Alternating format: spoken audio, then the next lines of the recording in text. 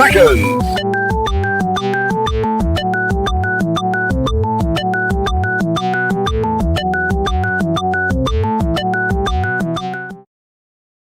Now comes the part where we throw our heads back and laugh. Ready? Ready!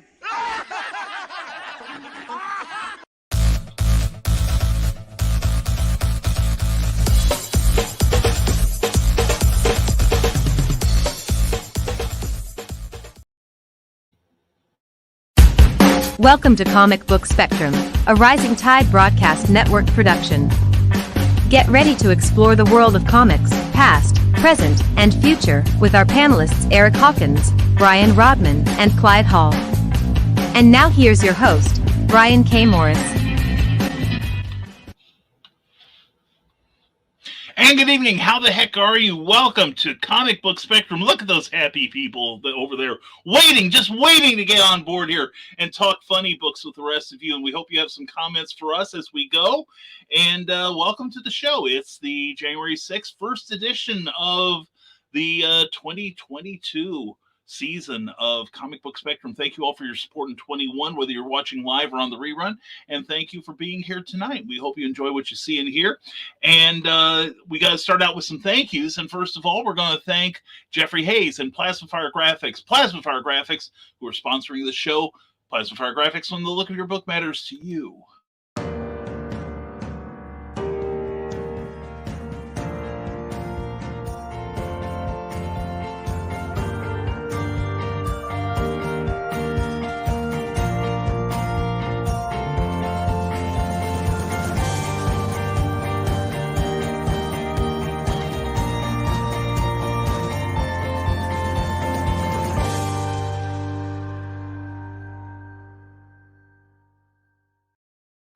Plasmafire Graphics have done a number of great covers for the independent publishing industry. And there's a reason why. He is very affordable, Jeffrey Hayes is, and also he does great work. If you want to see one of his covers on the front of one of your books, go to the Facebook page for Plasmafire Graphics, then go over to plasmafiregraphics.com, check out the samples, and contact Jeffrey directly. I think you're going to be surprised at how affordable he is for indie creators all over. As Plasmafire Graphics, when the look of your book matters to you, because it definitely matters to your readers. We're also part of the Rising Tide Broadcast Network. Later tonight, we're going to have Stupid O'Clock with Joe Dog McKeel and company, followed by Dan Hollifield's Last Man Standing. Lots of great geeky talk and humor. You are going to enjoy it. And then don't forget, tomorrow morning, we start your Friday off with another edition of Nevermind the Furthermore with me, Creative Conversation, for about an hour. And then later tomorrow night, Drinking with the Davies at 7, and then the Historical Fantasy Guild at 8. Lots of stuff. Check out our Facebook page and please subscribe. Also, want to thank our Patreon subscribers who keep the show on the air. Patreon is a monthly subscription service where you can subscribe to your favorite creators on a monthly basis. And even $1 gets you something, like looks at our exclusive blogs. $5 will get you looks at our works in progress. And your name goes up on this card and in some of our publications. So check out what we offer at www.patreon.com/Brian K. Morris. Now, let's see. I am going to fix this background because it is distracting. Yeah, that's much better. Anyway, we'll go back to this one since it's comic books. Anyway, folks, I am delighted, nay, privileged, to be joined by the other members of the Fab Four, and I'm hearing a little bit of buzzing. Let's see, hold on a second. Clyde, it's on your end. But anyway, let's bring everyone in here. I'm hearing a little bit of something on the air. So, the struggle is real. Not the bees! Much better, Clyde, much better. Thank you. Anyway, I am delighted to be joined by Clyde Hall, Pro Slayer Eric S. Hawkins, and the erudite and lovely and delicious Brian Rodman. Welcome, gentlemen. What's happening, guys? Well, nothing yet. We've only been on the air about 5 minutes, so anyway. But anyway. Yeah. But the night is young. I hear there is a book that may stir some controversy tonight. Is it a Superman book? Yeah, I decided for a change I'd review a Superman book. I think that's a good change. You know, you haven't done it in a long time. It's been at least a week. At least. So yeah. And you know, I can't hear Ted Davies screaming yet. So I think that needs to be changed. I agree. But the thing is, I noticed Ted, being a Mike Mignola fan, he doesn't kvetch about you reviewing so many Hellboy books. That is true. That is true. I think there's a little bias there, Brian. What do you I think there is. Not fair and balanced like I am. So anyway, fair and balanced. Oh, fair God. and balanced. That's me. Yes. No, I'm not going to say it. I'm not going to get into that. Otherwise, Carl will come busting in here. Get him, Carl. Get him, Carl. I almost did it too, Brian. Don't do it. Well, I don't think there's a danger of that. But first of all, let us introduce these wonderful, wonderful people. Let's go around the room clockwise, and let's start with Mr. Clyde Hall. Clyde, wearing that lovely, lovely shirt, may I say. You look beautiful tonight. And so let's give you the whole screen there, and please tell everybody who you are and why you are so amazing. I'm not hearing you, Clyde. Okay, I don't know if it's buzzing or not, but can you hear me now? Yes, and the buzzing is not there. All right. Well, I am Clyde Hall, and I am a contributing writer at Stormgate Press, but I am so much more. I'm part of this team, this wonderful, wonderful comic book spectrum team. I am a self-described elder statesman of geekery because I have loved comic books since before you can admit to it. I have loved writing fan fiction and RPG adventures before anyone knew dice had more than 6 sides. And I have loved B movies and low budget cinema fare, even when they were anything but cool. But now I'm an independent author, an award-winning audio drama scriptwriter, and a contributing writer at Stormgate Press. You can find my work in their new pulp anthologies, Pulp Reality 1, 2, and 3. They're all available on Amazon. Ooh. And you can also find a complete listing of what Stormgate Press has to offer at www.stormgatepress.com. At Stormgate Press, I created a character called B-Man for Pulp Reality #1, and a new pulp anthology series, The B-Man Adventures, have continued with each of the subsequent publications of Pulp Reality. So, if you wonder what an owner of a rundown cinema around 1966 would do if he discovered the ability to become any B-movie character ever featured on your theater screen, you can find out, because that's what happened to Criswell Speaks. He is B-Man, and his adventures are in Pulp Reality 1, 2, and 3. So, sit back, relax, and get ready for some great comic reviews. Brian? You must be Back talking to you. Back to you, Brian. I thought, why are you throwing it to Rodman? Anyway, Film at 11. That's right. Thank you, Clyde. And we'll wait till he stops taking it. Well, no, we won't stop till he's taking a drink. Why? What a beautiful mug you have. And your drinking vessel is cute, too. Ooh. I feel the jealousy rising in our audience. Sir, Mr. Pro Slayer, would you please tell everyone who you are and why you are so amazing? I am Eric Hawkins, and I am a pro slayer, and I'm the creator of the Zombieful World of Oz. I'm an independent comic book creator who loves comics, and I like my monkey meat. Wow. So the rumors were true. Back to you, Brian. Thanks for nothing, Eric. And here he is, Mr. bringing dignity to all he does. I couldn't do it with a straight face either.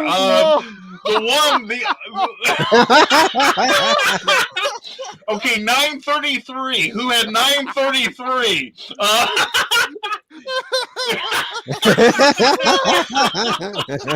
He is more than just a man, more than an artist and a writer. He is the nebulizer, the one, the only Brian Rodman. Brian, in your final words, who are you and why are you so amazing? I don't know about that second part, but I'm Brian Rodman, author and illustrator of the horror fantasy comic book series Memoirs of an Angel. Also the author and illustrator of the post-apocalyptic action comedy The Nebulizer. And I will be making a special announcement about that coming soon. Just for you, Joe. And And other than that, I am 1/4 of the Dastardly Dingoes podcast on the Rising Tide Network every Tuesday. And I am also 1/4 of, sometimes 1/5 of the amazing comic book spectrum. And we have a wonderful show for you guys tonight. I'm excited about it. And we are going to talk about monkey meat, because apparently that's a thing. And yeah, so go to brianrodman.com. You can find all my social media goodies there, and also a new blog that I've started, as well as all my comics and some merch. So yeah, brianrodman.com. And that's all for me. Back to you, Brian. Thank you so much. Back to you, Brick. Sounds like Brick. One word, one syllable. Anyway, I'm Brian K. Morris, independent publisher, freelance writer and editor, award-winning playwright, Facebook famous YouTuber, and former mortician's assistant. And I, too, am a writer. I am a publisher at Rising Tide Publications. Plus, I work for other people. All available on Amazon. Please come check out what we do, with more stuff coming down the pipeline this year than you could shake your monkey meat at. Hey. It's gonna be a lot, so you better get a paper route if you Don't want to slop afford all that my around. stuff. That stuff's expensive. I know. But I say once you got it, I want everyone to look at it. Anyway, so anyway, no, I'm not going to go on. Anyway, we've got a lot of stuff coming out this year, and I'm privileged to be part of this group as well as a broadcaster. And excuse me, glad to be kicking off the year with you guys. This is we're going to have a fun night. We're going to have we might as well kiss the rails goodbye now. Oh, they're gone. They've already left. Mm-hmm, mm-hmm. Yeah, who needs rails, right? The rails have left the building. That's right. They've abandoned. Yeah, they've abandoned us. But we've got a rabid following here. Get the tranquilizer guns ready. Donna Carlene saunters in and sits, arranges her goodies. I know. Whoa. Right, Easy. Yeah, I know.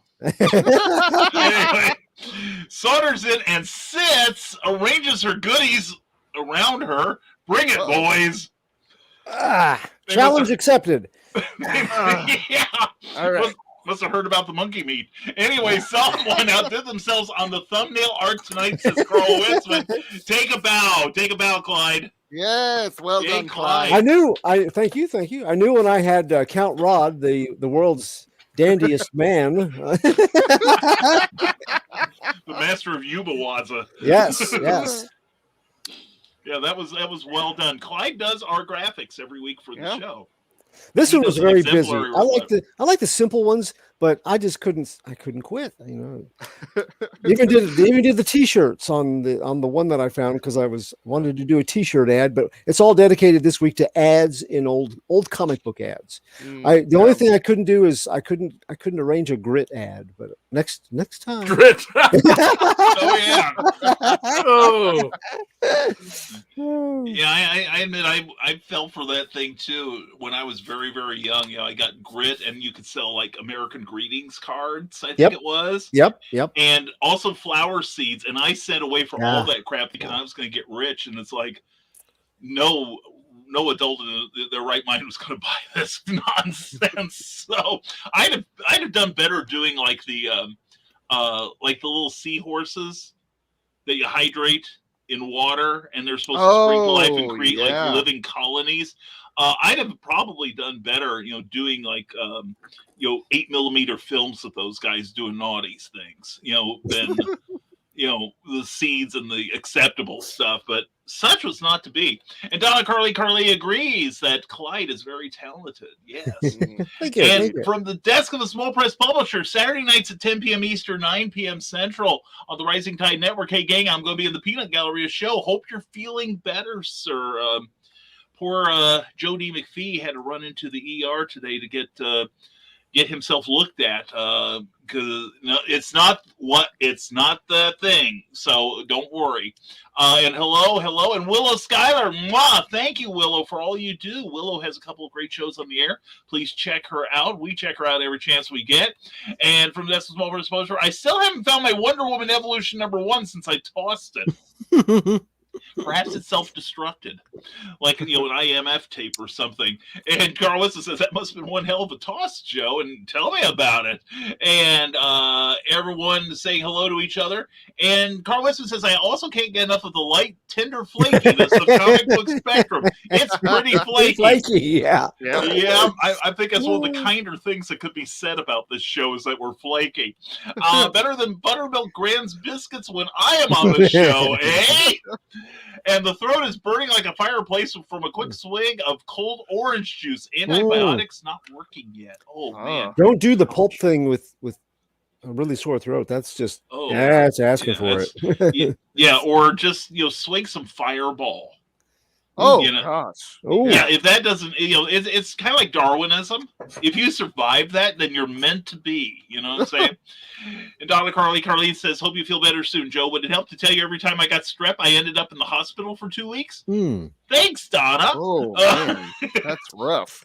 Yeah, that's kind of like when I had 103 fever and my grandmother, the nurse, was taking care of me and started telling me about all these patients who, like, 2 degrees more and their brains were boiling. And I'm like 8 years old, and I'm like, thanks, Grandma. I'm like, what did the church say about preparing my soul for the next step? It's like, 8-year-old Brian's like, to whom it may concern, and hope for the best. And from this small press publisher, like Dr. Smith from Lost in Space in the 60s, the pain of it all. The pain. And poor Joseph Carl Witzman, at least it's not the other thing. Yes, that's yes, the thing that we shall not mention tonight. And I remember, well, at least not yet. Anyway, I remember once my mom gave in and brought me the Marty K French fries when I had strep. Hurt like hell, but it's so worth it. Ooh. I remember my late mother was in a nursing facility, and they had strep through there. And oh boy, you talk about lockdown. I mean, we had to like, you think it's bad right now wearing a mask. We had to wear a mask and like the little cap and a full surgical gown and gloves. And we had to do a surgical scrub before we did anything else. That was. What were you doing in this nursing home? Yeah, man. Looking for a date, but no, my mom was in there for a while, but I was trying to pick up some of the nurses, but that's another issue. And if my fever didn't break a day earlier, they probably would have kept me. Well, you're a keeper, Joe D. McPhee. You keep trying till they do. And yikes. And yes, that clip fits better here.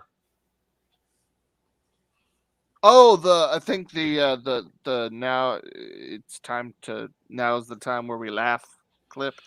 I hope so, because otherwise Joe is like, I know. Either that or he's having a fever dream. He really is. Just write it all down, Joe, and share it with me. Anyway, Ted Davies Artistry, good evening, superheroes. Good evening to you, young man. And got to check out that new show about with him and Glenn B. Fleming in the morning on Thursdays now. It's not Comic Book Spectrum, so I haven't memorized the name yet. Anyway, so Comic Book Unlimited. Comic Books Unlimited. And I watched this morning. It was very good. I did too. It was a very good show. Yeah. Cool. I was out. I have to say, I want to wish Cookie Morris a very happy birthday. Happy birthday! Yes, and I told her that I wasn't going to post on Facebook that it's her birthday, and she was very grateful because she is 1 year older now, and she's getting that sexy salt and pepper thing going. So you just told all of YouTube instead. Very good. Yeah, exactly. Because who goes here? He didn't post. I didn't post. I kept my word. Yeah. So happy birthday, honey. But anyway, we went out to lunch, and we had a nice lunch, and then I sent her off to work while I stayed at home and played video games. You devil, you! I know. What a loving husband I am. No, actually, I've been working. I have been working. That's why I couldn't make the show this morning. But it sounds good. We will watch it later. And hey, Ted says, Carl Witzman, because you're spreading germs over here instead of to them. There you go. Yeah, I always share with those I love. Anyway, everyone was saying hello, and Dan Holofield made it. Okay, we can start the show now. Dan's here, the host of Last Man Standing, 11 p.m. tonight on the Rising Tide Network, also 1 a.m. on Sunday morning. And the new online reporter at Comics Unlimited, Ted. Very cool. And because Hellboy is amazing, Superman, Oh, man. I will have to say this, and Ted will probably disown me now. But in a fight, I think depending on what timeline, where Hellboy is in the timeline, I don't think Hellboy stands a chance. Just saying. Yeah. Hellboy! That is so cool. That's sweet. That is so That's awesome. sweet looking. Nice. That's sweet Now, looking. if we're talking post-apocalyptic Hellboy, he'd probably definitely put up a good fight at least. Superman break a sweat at that one, that's for sure. But let's put it this way: only the cool characters get to mar my flesh. I guess it's decided, Ted. Yeah. Anyway, and Carl Wesley says, I don't know why I was supposed to break into the broadcast. I'm too busy watching for Russian bots and porn. I go on other people's channels and look for porn, but that's just me. Anyway, from This Was Walter's publisher, in Comic Book Spectrum, man, faster than a bad script, more powerful than a pro slaying article, can leap the sharks in one bound. It's Clyde Hall. Wow. Oh, yeah. That was excellent. What was it, today or yesterday? I think it was the something like the 106th, 111th, something like that. Birthday of George Reeves. George Reeves, yeah. Yep. Which was kind of cool. And where they're going, they need no roads or rails. That's true, says Joe D. McPhee. And Jennifer Hawkins, remember your grandchildren are watching, Mr. Monkey. It is book. The tower has been notified. By the number one publisher, I declared last week, Image. That's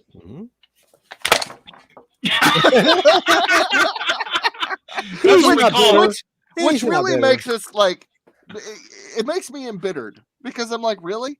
Image? Really? Monkey meat? Yeah. I told you guys. This. Yeah. Look at it. Yeah, good stuff there. I told you guys, I called my comic book shop, getting my order lined out, and he goes, did you order monkey meat? And I was waiting for the rest of the joke because I'd forgotten that I did order it. It's an Image comic, and and then I remembered what it was. I'm like, oh, yeah. He goes, I only got a few, and, I figured one of them was yours. And I said, are you kind of inferring that I'm your lunatic fringe guy? If I order one, you're going to get a couple? And he goes, no, yeah, actually, because when I do that, a lot of times, like within the next week, people come in asking for it. So I don't know if they're watching the show or if my taste. Now, again, this is not like selling. Yeah, this is not like selling huge amounts, but at least he goes, these are books like The Six Sidekicks of Trigger Keaton. He goes, I would not have carried that, but you ordered it, so I got a couple of extra. They sold out, and people came going, hey, can you give me some more of those? Nice. So part of my work is done. There we go. Clyde doing the Lord's work. Right. Or when Clyde came in, they were like holding the monkey meat going, I believe this is yours. We double bagged it for you. There you go. That's right. Yes. Thank you, Vanna. But no, that's the thing, folks. We keep saying constantly. There's Luna. Luna has arrived. The star is here. The rest of us are just filling time for Luna. But no, next time you go into your comic shop and you want to order a comic, please tell them the Comic Book Spectrum recommended it, and also remind them that we have sponsorship availability. So anyway, and they're gonna go, who? Well, and they're gonna go watch and go, what the? That's true of any of my shows, though. But what the monkey meat? Yeah, it's like we're like 24 minutes into the show. We haven't even gotten close to the reviews yet. But the monkey meat is the gift that keeps on giving, apparently. So we may not need reviews tonight. So if these are Eric's grandchildren, they are probably already lost. Sorry, Jennifer. And Carl's a former counselor, so he would know. Yeah, yeah. And Ted Davis says, "You tell him, Jennifer. Yeah, good luck. And get him, Carl. That's right, Carl. We got one. Tari's Mishi has now called in. I got him, Carl. Okay, it's a fight over that site, whatever that is. And first butt down, clean up in aisle 5. All right, good work, my man. Good work. And remember your grandchildren, says Jennifer Hawkins. I don't have any, Jennifer. I don't have any. I do, Hey. though, so thanks. Wow. Good for you, man. That's Congratulations. awesome, And not a single gray hair. Uh-huh. Uh-huh. Mm-hmm. I'm sure Right you don't, now. and I know you work at it. I do. Just for Men's a Miracle. Yeah, but some of us, you know, we revel in the fact that we haven't died yet. Anyway. I want to have the really cool like stripes in my beard. That's what I want. Yeah. I would really love that. I probably Yeah. won't get that at all. My guess Mine is I'll started probably go out- white, and then this will stay, and I'll be. It started I'll out look with a weird. gray streak right on my chin. Hmm. That's how it Mm. started. Yeah. Yeah. Then Just wait. everybody thought I had Just a wait. Fu Manchu all the time. They're like, no. Oh, I see it now. Yeah. I trimmed off 2 inches from it today. Wow. What would you do that for? It's curling. Yeah, you gotta. Oh work no, it out, it man. would just curling back up. I was like, This used to do that too, and then I forced it with my iron will and a lot of product. Now it comes out. The wax gets too stiff and sticky. Yeah, it does. It does. But I can still do this. Oh, Oh, that's cool, though. That's there you cool. go. There you That's go. cool. Well, yes. if I had the patience, that looks good, Brian. The both of you, holy Yeah, cats. yeah. I feel the sexy coming out now. Well, that's the thing, I used to have like a full beard, but I couldn't grow it beyond like, the width of a force field sort of thing before it looked like a homeless guy. So I always kept it fairly closely trimmed. And I had dark brown hair back then, and then like 30, about 25 years after I shave it, I did a play where I had to grow out a mustache and the sideburns, and I kept the sideburns because Cookie hated the mustache. But I was really annoyed because it was for Maurice in Beauty and the Beast. And I told everybody I was really unhappy because it came out the right color. I was thinking I'd have to put something in it to make it look white, but no, I had to really go native for this one. Yeah. Oh, so anyway, Ace Bonnie says, "Hey, look, it's Hollywood Squares, the guests they didn't want." Oh. Oh, ouch. Or I've been thinking right now at the time that who was it? I think it was Gilbert Gottfried and Penn and Teller were on, and it was that one that went on for about 20 minutes where none of the contestants got it right. The civilian players, and it started out with Gilbert Gottfried. They'd give the wrong answer and go, "You fool!" And then they went back to Gilbert for the win, and they, of course, they said, Gilbert say the truth, and they'd say it's false, and Peter Marshall would reveal that they got it wrong, and he'd go, "You fool!" And they kept going back to Gilbert, and after that, all the other celebrities joined in. So imagine you've got a dozen people yelling, "You fool!" That's really good encouragement. We try to force that positivity on everyone here. And Jennifer Hawkins, Brian M., did you get a new office? Very nice. Yes, I did.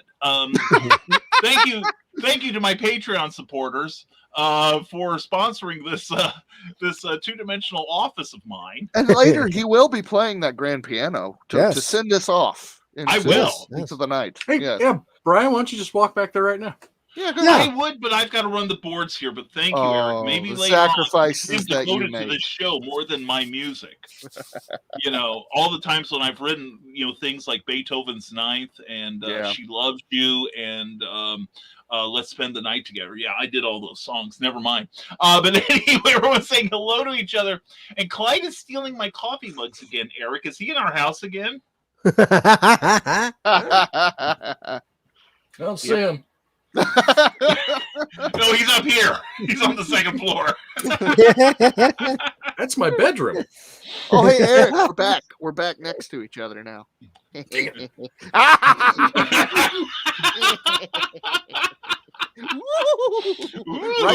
Right in the monkey meat. All right. Boom, chicka, wow, wow. And like and share the show, says Ted Davies Artistry. Yes, please.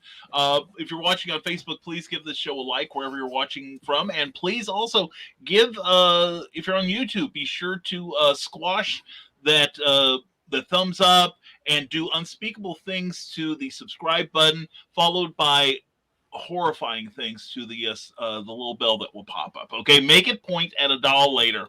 And Fever reminded me of a foreigner song, Hot Blooded with a Fever of 103. That's right. That's when you're 2 degrees below when your brains begin to boil, according to my grandmother, who was insane. And I was busy laughing and I forgot to like. Thanks, Ted.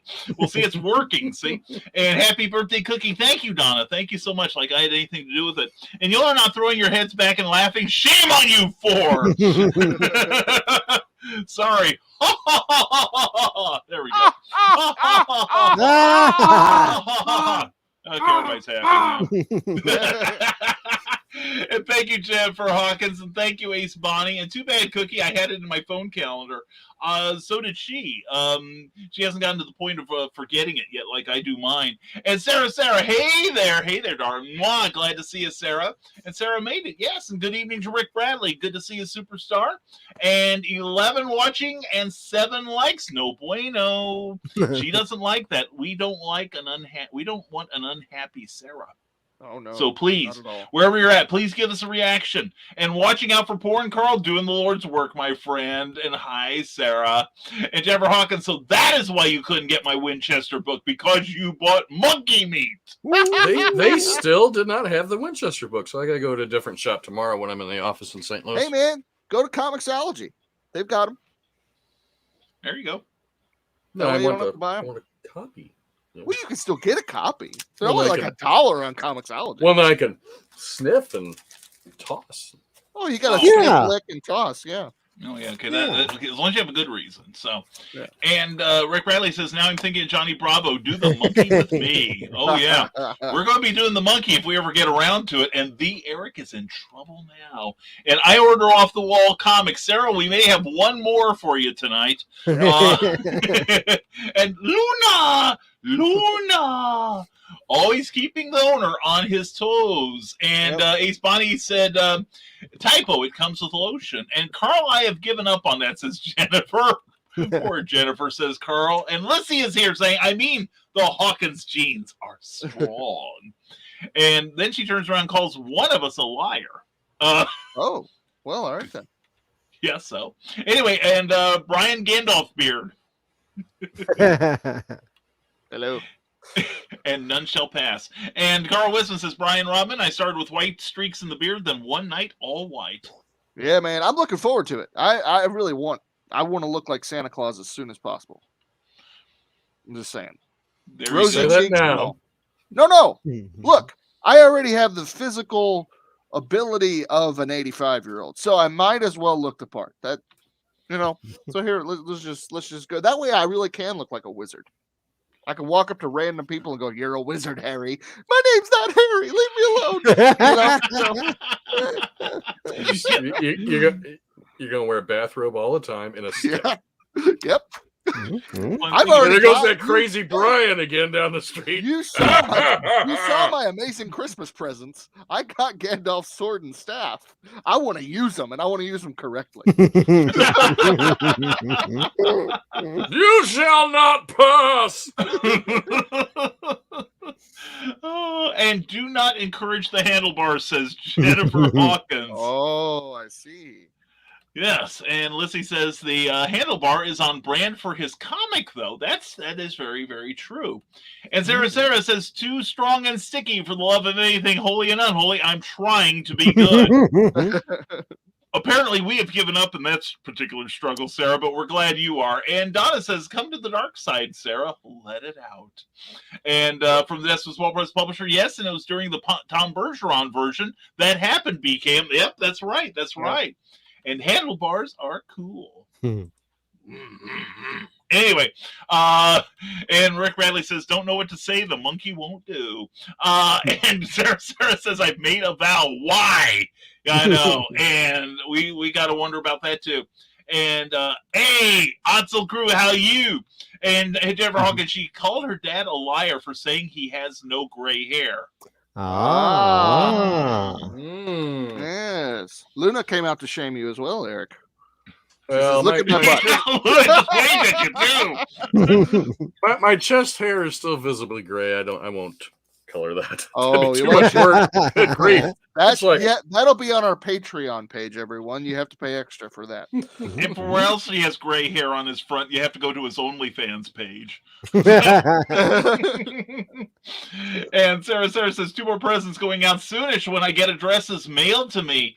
And I say, Sarah, why not? And what's the score? Carl 2, Ted 1, playing whack-a-mole.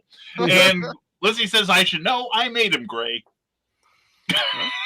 Yep. At least you own up to it. Yeah. It's like my mother. She had several gray hairs, and oddly enough, they were all named Brian. But anyway, I lean into it. So anyway, inexplicably, after 36 or so minutes, we have finally gotten through the comments. Keep those comments coming, folks. And maybe we won't have to talk about monkey meat. But anyway, No, I want to go first. That's gonna happen. I want to go first. Oh, all the right. Pro Slayer wants to go first. Do we have any objections? Not at all. No, go ahead. All right. Yes, sir. Pro Slayer Hawkins, the minefield beckons. Put on your blindfold and start sprinting. Here we go. So share my screen real quick here. Hold on. Okay. Hey, that's what I'm working on. A cover for Zombie. Nice. So now there's a handlebar mustache. Lovely. Man, Cool. I'm getting severe Kurt Russell Tombstone vibes from this guy, and I love it. Yes. And That's crave enough that of book. that. Yeah. I don't Okay, care if you so- have any pages done. If Eric. only I he want has that a- comic. If only he has a skeletal horse. Yes. I might. Because it's set in 1914. There's still some people riding horses, and there's zombies. So Hey, people still ride horses now. You could always throw a skeletal horse in there. yes, very true. He has a point. Very good. And Sarah says, I have no idea if it sounds creepy to ask for addresses. Well, I've asked for yours several times, and okay, you make a good point. Anyway, grab those handlebars and ride that hog, says Donna.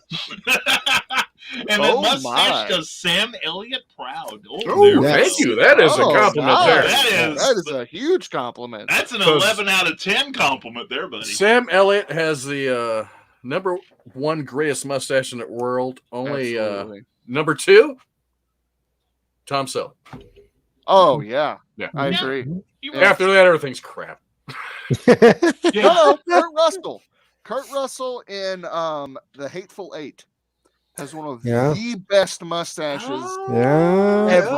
It's It is. It is the most beardiest mustache I've ever seen. Mm-hmm.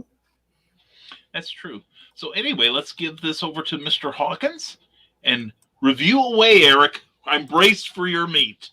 Okay, so I picked up 2 comics this week. There wasn't much out there for me. I was surprised, but both of them are Image, and Image was such a great publisher for me last year. So I picked up the new 2 Moons, and I picked up Monkey Meat. And gosh, these are so drastically different looking. Huh. One came in a bag. Well, this one's out of the bag because I'm going to review it, kind of. So, Monkey Meat number 1 by Junie Ba. That's it. Writer, colorist, everything. Did it all. Might even have edited, which might explain a lot. So basically, this is. Let me read their description here. The Monkey Meat Company made its fortune selling cans of processed meat all around the world. Using that money to fuel their wacky experiments, they turned their native island into a magical hyper-capitalist hellscape where even demons have to pay rent. Follow the lives of the creatures of Monkey Meat Island in this fun, action-packed romp. Each issue is its own story. Yeah. Okay. Well, that's enough of that. So, and Clyde and I were talking about this in the beginning. It starts out with this really cool ad. I mean, it's Beautiful. cute. It's cute. Then I got into the story, and it just seems. I mean, that's all I can say. It just. Oh, It really went over the top. I mean, it's creative in some of its outlooks, but it never touched rails. It was it's a all- hovercraft right from the start. all over the place. I mean, it's and then okay, the art is definitely unique. Okay, it's this guy obviously likes Mike Mignola and would like to try to draw like him, and he just can't. And I think he does. He tries to do that mixture of that and what'd you say it was? Ren and Snippy? Kind of a John Cristofalusi if he was really, really drunk. But there are parts of it, especially that ad. There are parts that kind of are, and he is, we were talking about him, and he's not a very good person. Yeah. But he has been copied. His style has been copied so much for animation and for comics. And I think this is kind of in that same vein. Yeah, I think so too. Here's a double splash page with plenty of sound effects. I mean, look at the sound effects, but I just and there's a lot of bright colors in it. But I mean, I didn't dig the art. I didn't dig the story. It just I mean, some images I couldn't even make out what they were, and that's what took me out of it a lot in the story. And what God looked cool. I think he had a cool mustache, didn't he? Where's he at? Oh, yeah, there's God. There's God signing a contract because the salesman can convince God to buy anything. Oh, wow. All right. There's some weird little cherubs and. Hey, bring those little baby angels up here. Again. Yeah. My angels could kick their asses. Yeah, that's a little baby angel. But I don't know. God's pretty tall. He likes his fountain pen. God seems to be very tall in most things. I don't know. I mean, the artist, creator, writer seems to have a following, and people seem to like him. I did not care for the book. I mean, it seemed interesting when I saw it. I was like Monkey Meat. Oh, that'd be fun to review. Let me pick that up because I'm still behind on 2 Moons, so I won't be able to catch up on that. I'm like 4 issues behind right now. But I mean, there's just some weird stuff. I mean, okay, this one. I didn't even know what this thing was down here. It falls out of the sky, and I think it's supposed to be part of a monkey. Weird. Yeah, I don't know what it is. So, I mean, the book, I didn't think the writing was that great. I would have preferred a Colin Bunn book. Whoa! Ouch! Yeah, I just would have. I mean, I don't know. I wasted my money on this. It just, what's the lowest score I've ever given a book? 3. I think 3? so. Yeah. 0. Whoa! Wow! 0. Yeah. Holy cats! Oh, I'm done. wow. 0. It sucked. Oh my God! Oh, the carnage! No monkey meat for me. Oh, the humanity! Luna is shocked. Hey, Luna can barely believe her eyes. So last year. Oh my God! Okay, Wow. hold on a second. I'm typing something here. I have a very noisy keyboard. Are you tagging Junie Ba? Yeah, I think I am. Hey, come on the show, and you've got your fan club meeting here. And like you said, they have I a almost pulled a following. Pelosi on it and couldn't tear it. Yeah. I was waiting 2 hours later. But he has a following. It's a very niche sort of. Oh yeah, approach. It's not up my alley at all. I thought it might be just a funny story, but it was just super whatever it is. Oh crap. I couldn't help but think that somebody posted that Soylent Green takes place in 2022. That's right. And there's That was me. definitely a thread of that in the storyline. If you can, I think it has a similar outlook for our future, and it's not a very happy one. But Right. that's about the closest. But that's all the parallel. story you're going to get too, because apparently there's a different story in every issue coming out in this 4-issue anthology, Yeah. which will not grace my pull list anymore. And now we have a new banner for the show. Oh no!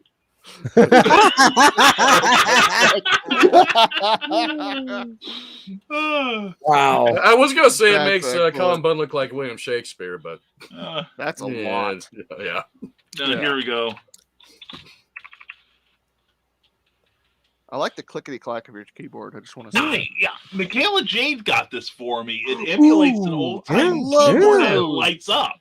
Mhm. That's It's so very cool. sweet of her. So he can type in the dark. I Yeah. know. Yeah. Anyway, ooh la la. So anyway, now we have a modification of that banner. And it's gotta be like the Robin from Lego Batman. Rip. There we go. There we go. And that's a keeper of a comment there. But wow.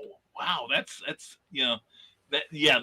I hope everyone is as stunned as as stunned as Donna and I are. Holy cats. Yep. But let's go back to from Decimus Small Publisher. That's earning the fifth dentist that Dentine couldn't do. And Sarah said, I had an uncle who would shape his mustache with his earwax and then wanted me to go to him for a kiss when I was little. Ever since then, I cringe when I see one like that. That's weird. My condolences. I gotta put that back in the bag for the year-end review this year. Dang. Yeah, you do. just bring it out in pieces. You know what I think on this year-end show? You should just get a little trash can and burn it on air. I think that'd be If it wasn't so cold outside tonight, I would. So follow me, folks. We're going live in the backyard. There's the fire pit right there. Yeah. Oh, file the environmental impact statement. We're putting a stinker in on the fire here. And the title looks great. Well, apparently that's it. And Cindy Cap, CKOEPP.com. Sign for a newsletter. Don't buy monkey meat. And from This Was Small Press Publisher, that book makes me cringe. Wait, it's me trying to eat a salad for dinner with this strep throat.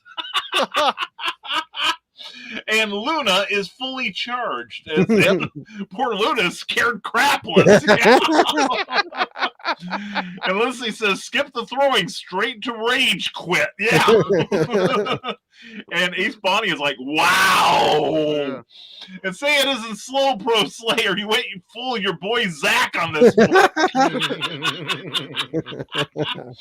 So not slow. And Rick Bradley said Eric knew what to say. The monkey definitely didn't do. And Crystal Selmer, good to see you here. Soylent Green always tastes different depending on who makes it. Yeah, it's one of those dishes you can put a little bit of yourself in each one. And Sarah says, I'm restraining myself from going to Midgard Comics to dwindle some of my unread stuff that I haven't gotten to yet. Mega willpower. You go, girl. You go. Well done. And clickbait Hawkins. There we go. Clickbait pro slayer porn sack Hawkins. Your fame grows. The clickbait. The clickbait. And Leslie says, get the grandkids to tape it back together. There you go. Grandpa just made a jigsaw puzzle, a monkey jigsaw puzzle. Yeah. Oh. And Rick versus tossing monkey meat porn sack. That's right. You keep that in good condition there, Eric. It might be worth a fortune one day. I can't wait till you get that one slabbed. I think so. It crawled away. Probably more like slithered. Lizzie says no matter how they do it, it'll be better than the original. So, and my Russians are out in force tonight. Yay, commissars, come and get us. Anyway, a target-rich environment for Carl here. So anyway, oh, thank you, Eric. That was I don't know how the rest of us are going to follow this damn thing. Yeah. So. I feel like we should just have Clyde go next, so that way I'm thinking so. But then again, I have a point to make about my review this week is for. Well, but I'll bring the expectations back down and do mine. Okay, here we go. Monkey. Don't you know you got to shock the monkey? See, that's all it is. The monkey. Save us, Brian. That's not happening. But this week, we couldn't help ourselves either, Sarah. Sorry. This week I am fully representing one of my favorite comic book publishers, Alterna Comics. And before I get to the review, the book that I'm reviewing tonight, I just kind of want to show what they have to offer. Alterna Comics is very different in a lot of their books, and I have found, first of all, it's all newspaper print. The pages are, so it's very throwback. I love it. And I know it's very yeah, printing yeah, too. it really does. I mean, just this is and this is their one of their current series that they've got going on, Midnight Mystery. I think it's actually out in trade paperback now. And speaking of which, what they do with their trade paperbacks a lot of times is it's still newsprint, but it is just pretty much the entire volume,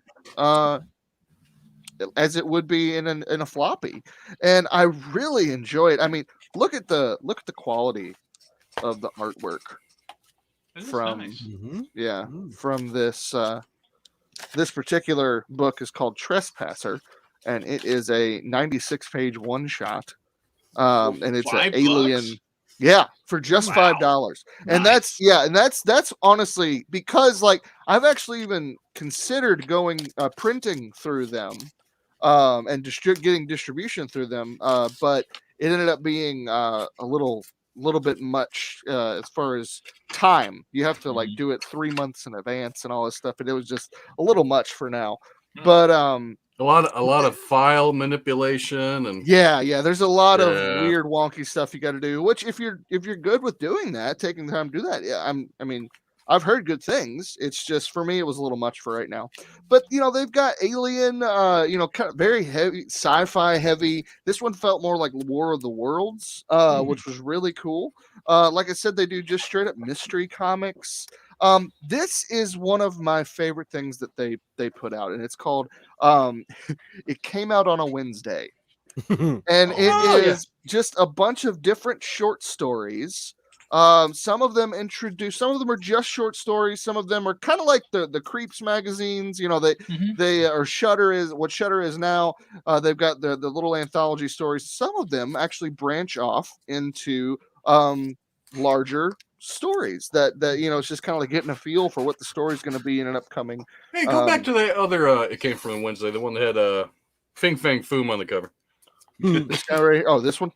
Yeah, what does it say about Elliot Fernandez on it under your hand there?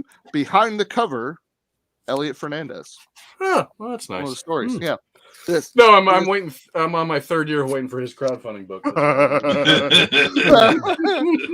Well, I haven't read his story, so there's that.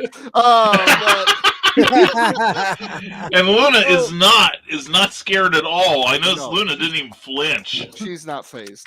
She'll probably pee on it here in a minute. Eric, get your book ready. Gotta one up me. Yeah, That's right, folks. Only here can you find a trained peeing cat. Get his monkey meat wet. Yeah. Remember the old days when we used to just throw comics? Not anymore. What's new in 22? Yeah, so many jokes, but Eric's grandchildren are watching. So this week's review, though, is actually Stop this, you boy, Zach. This is a $1 one shot. And that's another thing I love about their comics is they usually don't range any more than $1.50, which is very difficult to find nowadays. It's all because of their printing, as they print it so cheaply.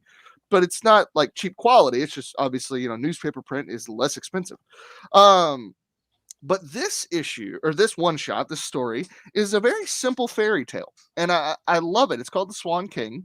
And I couldn't find, it might be based on like an older folk tale. I couldn't find it in the brief time I looked. I didn't try very hard to find the background on the story, but this story is told brilliantly. And unlike Monkey Meat, this person loves Mike Mignola, you can tell, but does a good job at actually converting the style to his own.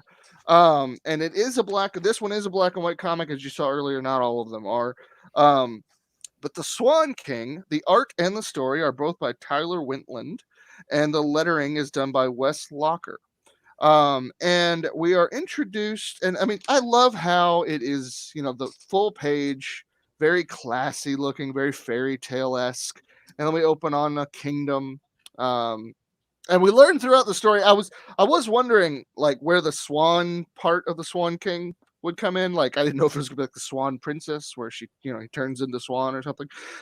No, apparently he just loves swans and takes care of them next to his castle, which is fine.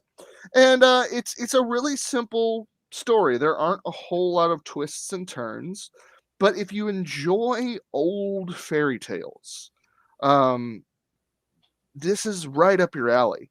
I mean, first of all, the artwork is really, it really lends itself to that. We meet the king, and he's kind of taking his daily um,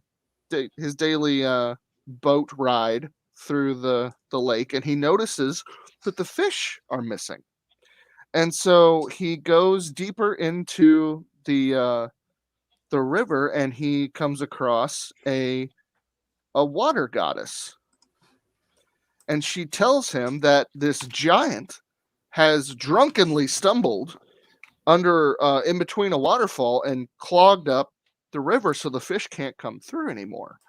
And so it's essentially like the fish is a primary source, you find out, through his kingdom. And food source, it's just really disturbing the balance of the kingdom now, and they can't wake this giant up. And throughout the story, after that, the Swan King decides to go and apparently go and meet the devil, which is further on through the mountains, and to fight him to get him to wake the giant up and save the fish, because the fish are, which I thought this was pretty cool. It was, if anybody has seen my posts lately, heard anything I posted on Nevermind the Furthermore earlier this week, you'll know I'm really big into H.P. Lovecraft right now, and there is very much an H.P. Lovecraft little nod here when it talks about the fish are getting so clogged up that they are going deeper and deeper down into the water, where the ancient essentially the ancient creatures at the bottom of the sea are starting to consume the fish.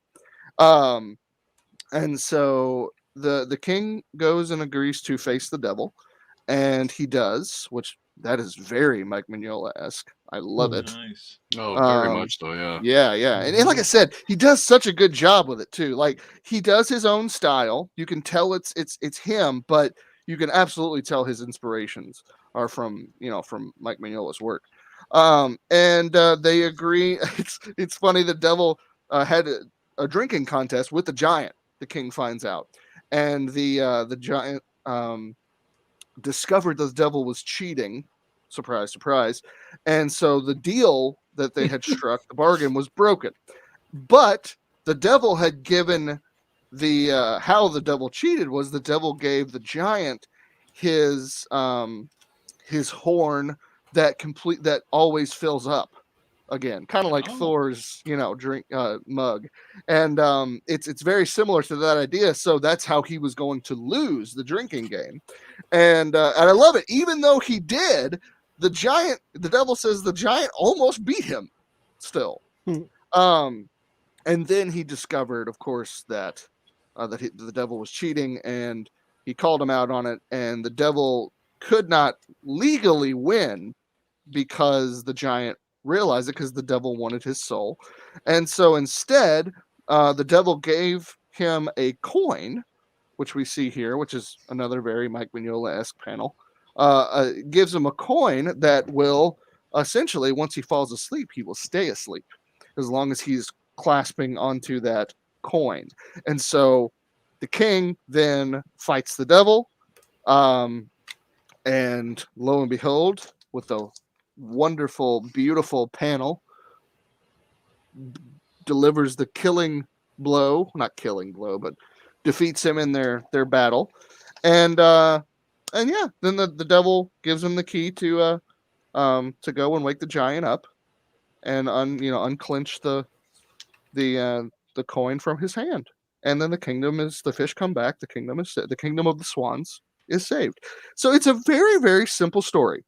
Like I said, it's a one shot. There's not a lot going on as far as twists and turns or anything like that. But if you really like the old folk tales, old fairy tales, like the Grimm fairy tales, things that it's very reminiscent of that kind of storytelling, and the artwork fits it very well. Beautifully done in black and white. Honestly, there are a few moments, unfortunately, where the artwork is a little hard to tell what is happening. So we all are a part of or make comics ourselves, and so like when it's so close up on something, when you do an extreme close up on an item or an expression, and you don't really know, as the audience, as the reader, you don't really know what the artist is trying to show you. There's a few of those moments in here. Not a lot, not enough at all to distract you from the story itself, but I think it's because it's in black and white. You don't have the color to accent certain things, so the artwork gets a little lost in a couple of these panels, and you just don't really know what's happening. Now, on the flip side, that can welcome you into studying the art a little bit more, which I'm a huge fan of. I'm not a huge fan of people that just, that can read a comic in, 2-3 minutes and, then move on to the next one. The comics are meant to, each panel is an art piece to explore.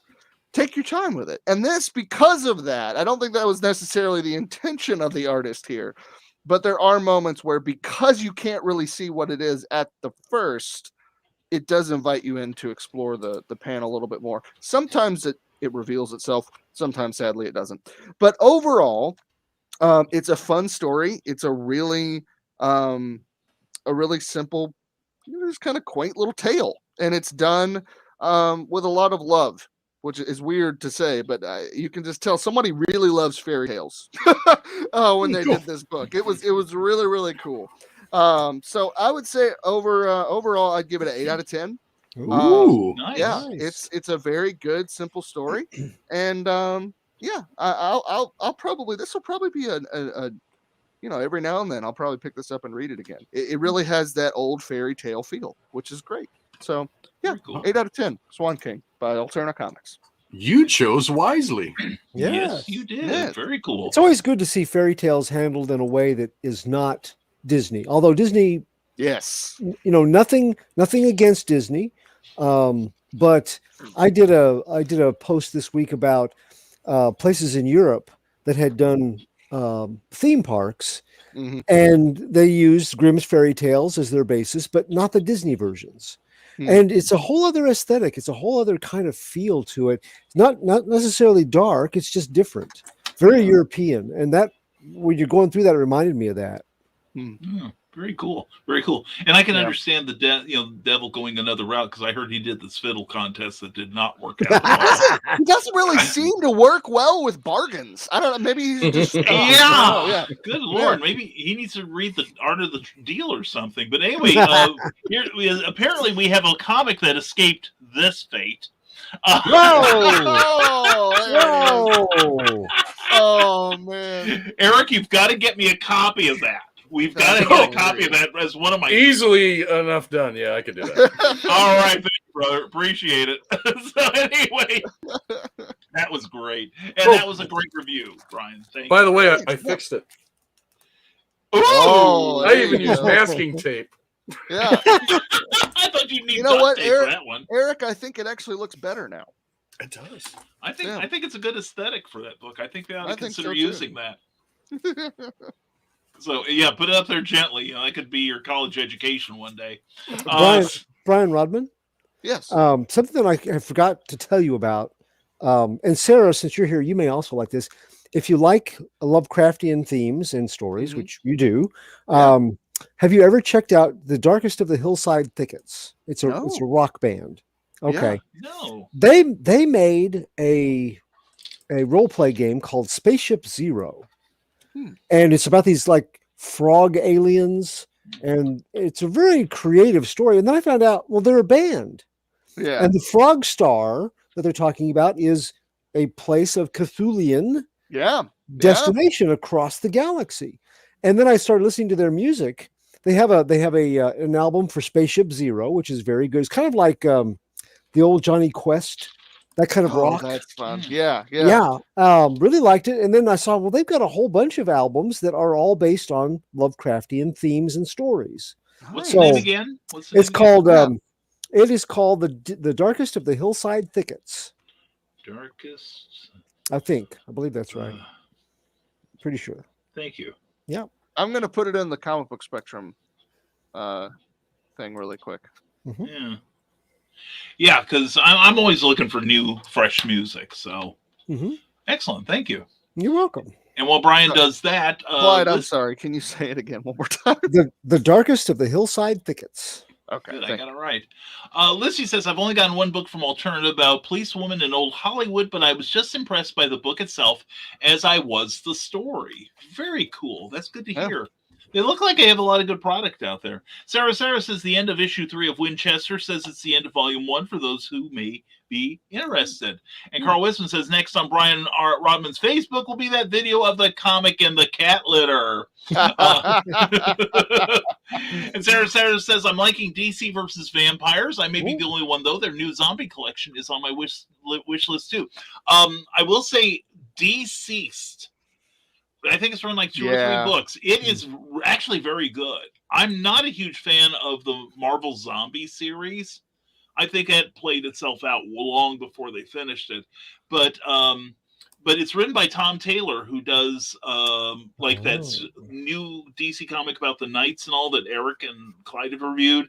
And Dark Knights of Steel. Dark Knights of Steel. Also Superman, Son of Kal-El. A whole bunch of really good Injustice series, really good writing on that. So I think I like it because it actually has an upbeat sort of ending. So, which is kind of unique for a zombie book.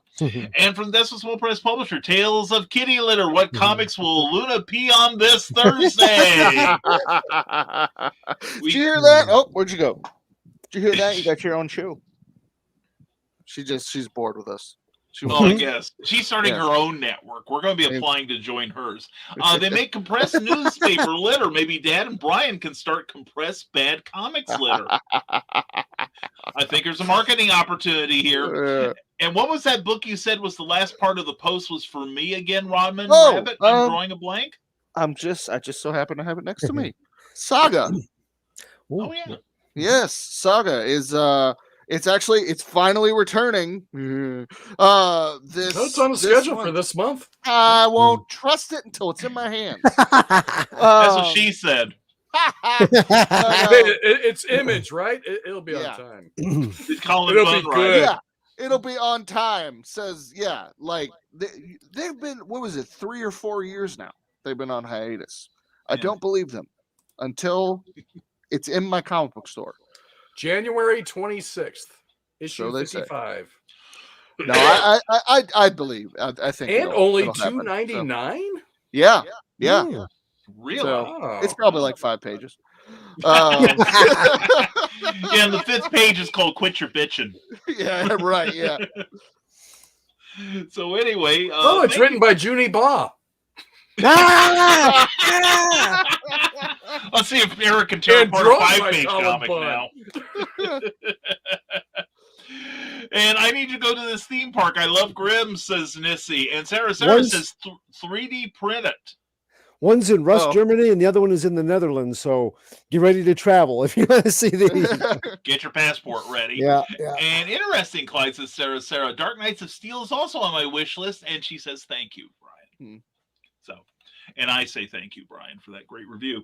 Now, you're talking about books that were late, and this is a segue to my segment here. So, knows how cleverly he does it. One of the things I got this week was Doctor Who magazine number 563. I've been buying this since issue 1. Whoa. Okay. Now I'm missing about 30 issues, due to the fact that this comes from England. Okay. And this was another, like I said, this came in this week. This is the April 2021 issue. Oh. So let's talk about supply chain issues, shall we? But this week, it's kind of like I told the guy, we have a thread that we talk on Facebook. And I have to admit that I didn't find anything new I wanted this week. Nothing fresh. No number ones What or was wrong with anything. monkey meat? My spider sense went off when I touched it. That's why. His Peter tingle. That's Peter Tingle. I had that one time after a visit to Tijuana. Hey, stop calling it Peter Tingle. Yeah, when that thing starts tingling, I know something's up. But anyway, but no, we got some good stuff, but nothing that like I said, I felt strongly about reviewing. So my part's going to be pretty brief here. You'll be glad to know, everyone. But issue 289 of Knights of the Dinner Table came out. And look at that cover. It's an homage to an old X-Men cover. Oh, nice. With the Knights facing off against the Black Hands, and the guy behind it is Gary Jackson, who has written Hackmaster, which is their D&D alternative. And the stories inside are really good, as they're trying to get BA back behind the screen while something is going on at Hard 8 Games, where they're actually hiring a new person to be more diverse, and Gary Jackson somehow got his ex-wife to pony up some money. So it's actually very good. I give that one, since I'm a fan of that book, I give it an 8.5 out of 10. There's a lot of gaming stuff that really isn't relevant to me right now, but I'll buy just about anything with Brandon and Brian Frame art in it, which they just do the cover. Jolly Blackburn does the story and art inside, and it's really good. It is good. Next thing on my list is Justice League Infinity, which finally concludes the story arc they've been having with Amazo and all. And we discover, you've heard of the anti-life equation. Well, in this book, we now discover the life equation. Oh. And behind this, I'm not a huge fan of Riley Rossmo, who did the cover, but it's not bad for him. Inside the story is by J.M. DeMatteis and James Tucker. Ethan Beavers has done all the art on the interior. It's been very good. I give this one a 9 out of 10. It's been enjoyable. It's been very enjoyable. And here we go. Now we got to do our inventory of ads. Of course, we got a holdover with Arnold for the World of Tanks. You're welcome. And then, of course, Jody McPhee, you'll be glad to know they're advertising that obscure Batman. But then there's not a Batman. It's Catwoman. Heyo. Written by Teeny Howard and art by Nico Leon. So, brand new creative team there. And then, of course, the usual double spread advertising the new story arc on Detective, Shadows of the Bat. And then, of course, the eagerly awaited by other people, Justice League meets versus the Legion of Superheroes. I went downstairs, by the way. I've been putting my stuff on I finally got some shelving last week from IKEA. And I've been going through we've been sorting through stuff. I found an envelope that Brian Michael Bendis sent me. Whoa. With an autographed comic back when he was writing and drawing his stuff for Image. Oh, wow. I think it was one of the Jinx books. And he signed it to Brian and Cookie. So I feel bad now having slagged Checkmate for so much. Hell with it. I'll sell that thing and make a lot of money. Anyway, we also have an ad for Mr. Miracle, the new YA book, which graphic novel, which, by the way, gets the DC Nation page as well. The House of L, another. The first book was not too bad. Strange Adventures by Tom King. I've still got to read that yet. Swamp Thing Green Hell from the DC Black Label Group. Rorschach, again by Tom King, because he's money right now. And speaking of Tom Taylor, the Nightwing trade paperback is now out. And this is, you won't be able to see it on the air, but this is a very, very, very effective ad for a movie that's coming up. Would that be Batman? Oh, yes, young man, it would. It's actually pretty. It's actually the pretty Batman that sparkles. You know, I'm actually Ooh. looking forward to that one because it looks like Seven, but with Batman. Yeah. And I'm interested in seeing what Robert Pattinson does. And I've been hearing, I don't like to spread rumors unless they're really good. And I have been hearing discontent on the set because apparently Robert Pattinson has not been adhering to the fitness regimen he promised to. Oh, he flat out said he wouldn't work out. He didn't see no sense in it. Yeah, okay. That's no rumor. However, He said it. in the latest trailer, though, there's a footage of him with his shirt off, and I mean, he looks like he takes good care of himself. Is it really him though? I don't care. What was he sparkling? Yeah. Yes, your unabashed love for Robert Pattinson is duly noted, young man. Yes. We're not here to kink shame you, freak. Anyway, but no, I've heard that that a lot of the scenes in the movie were done with stunt doubles. Not just Batman, but Bruce Wayne as well. But anyway, now we'll go on to the comics I really did enjoy. Behind a lovely Gary Frank cover is the 3rd out of 5 issue Justice Incarnate from Infinite Frontiers. And this really picks up this issue. They bring in their version of Spawn. They call it Spore, though. And I say their version because they also involve Wildcats and the authority. The Authority have come back recently, and of course, as of last issue, we have the Batwoman who laughs. And what I'm enjoying about this is the different versions of different characters, and they're I want to call him Super President after it's basically the African American version of Superman, created by Grant Morrison. I keep wanting to call him Super President after a very bad cartoon from the 60s. The worst cartoon pretty of the 60s. Yeah. Once you get past the name, it's downhill from there. Oh, is that Val Zod? Sorry? Is Val that Zod. Yes, Val Zod. Yeah. Now, he's awesome. I love him. And trapped with the Doctor Doctor Multiverse. They are on a dimension that is separated by a barrier that is only pierced by fiction. Does that sound Alan Moore-ish or what? Yes. And so they figure the only way to escape is to create a comic book. And get their powers back.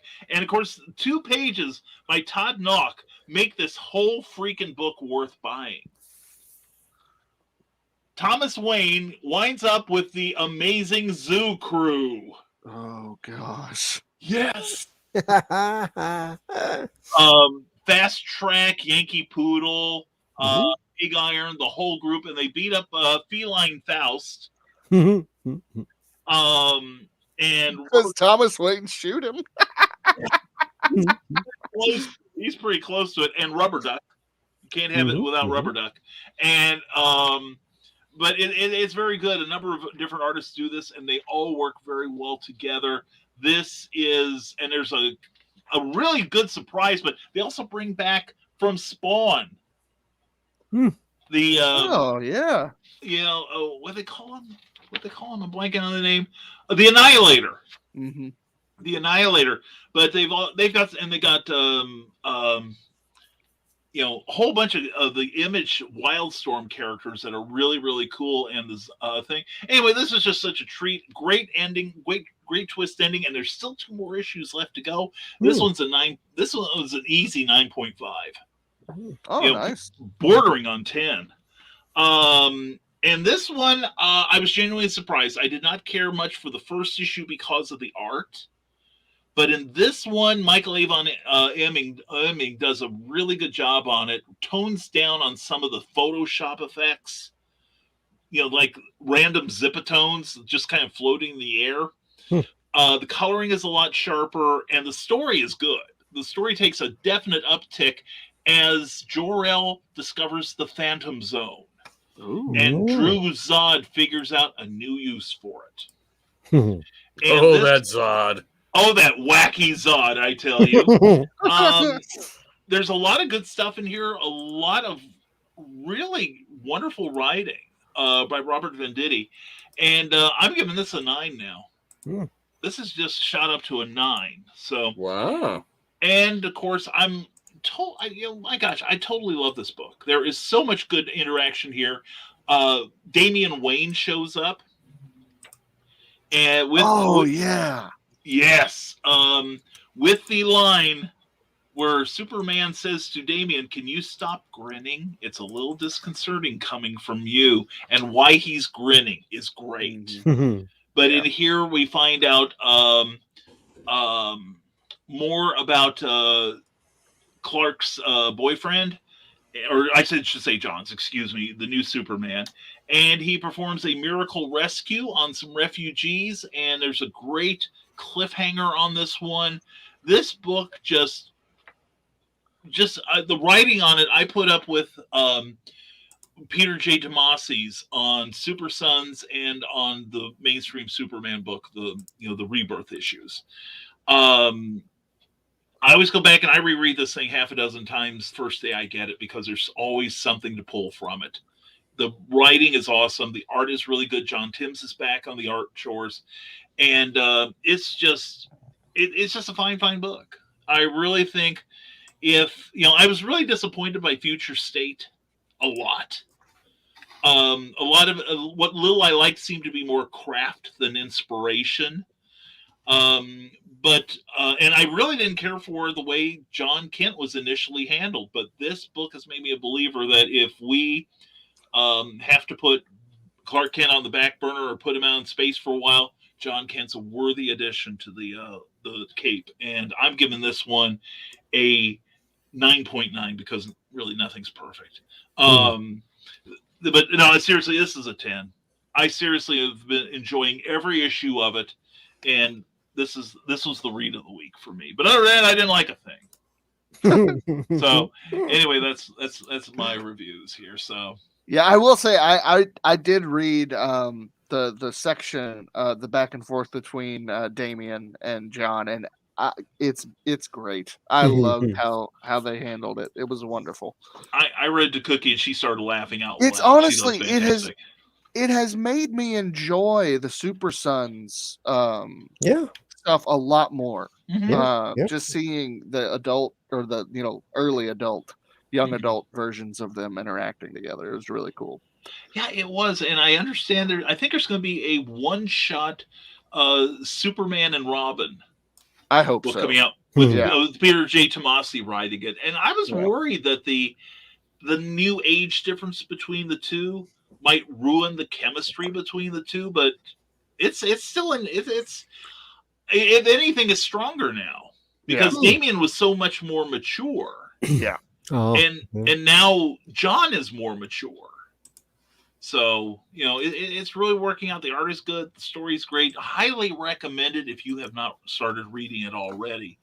And like I always say, if you see something that we have reviewed, even Monkey Meat, be sure to, and it sounds good to you and you can't find it at your local shop, do not be hesitant to ask your shop owner to order the book for you from their distributor. Many times the distributor has copies in their warehouse that don't, they order more than they need because they know some may be damaged in transit. Some may say, oh, this is a good book after all. Oh, wait, it's Monkey Meat. I'm sorry, I was thinking something else. But anyway, they have extra copies and your shop can order them if they do so fast enough. So definitely ask your local shop to contact their distributor and order a comic for you, and please say that you saw it on this show. And they'll be confused, but what the hell? Anyway, and Luna's joining in. Hello, everyone. Hello, Luna. Let go of me, human. Let go. Oh, I'm put him up, boy. Put him up. Anyway, Sarah saw a bunch of those at Midgard last week. Well, I definitely recommend you check them out.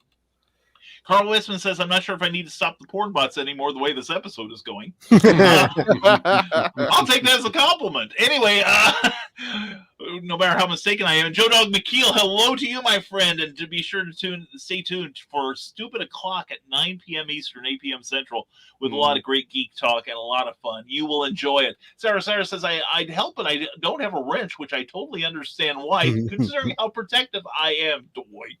And everyone says hello. Don says hello to Joe Dog.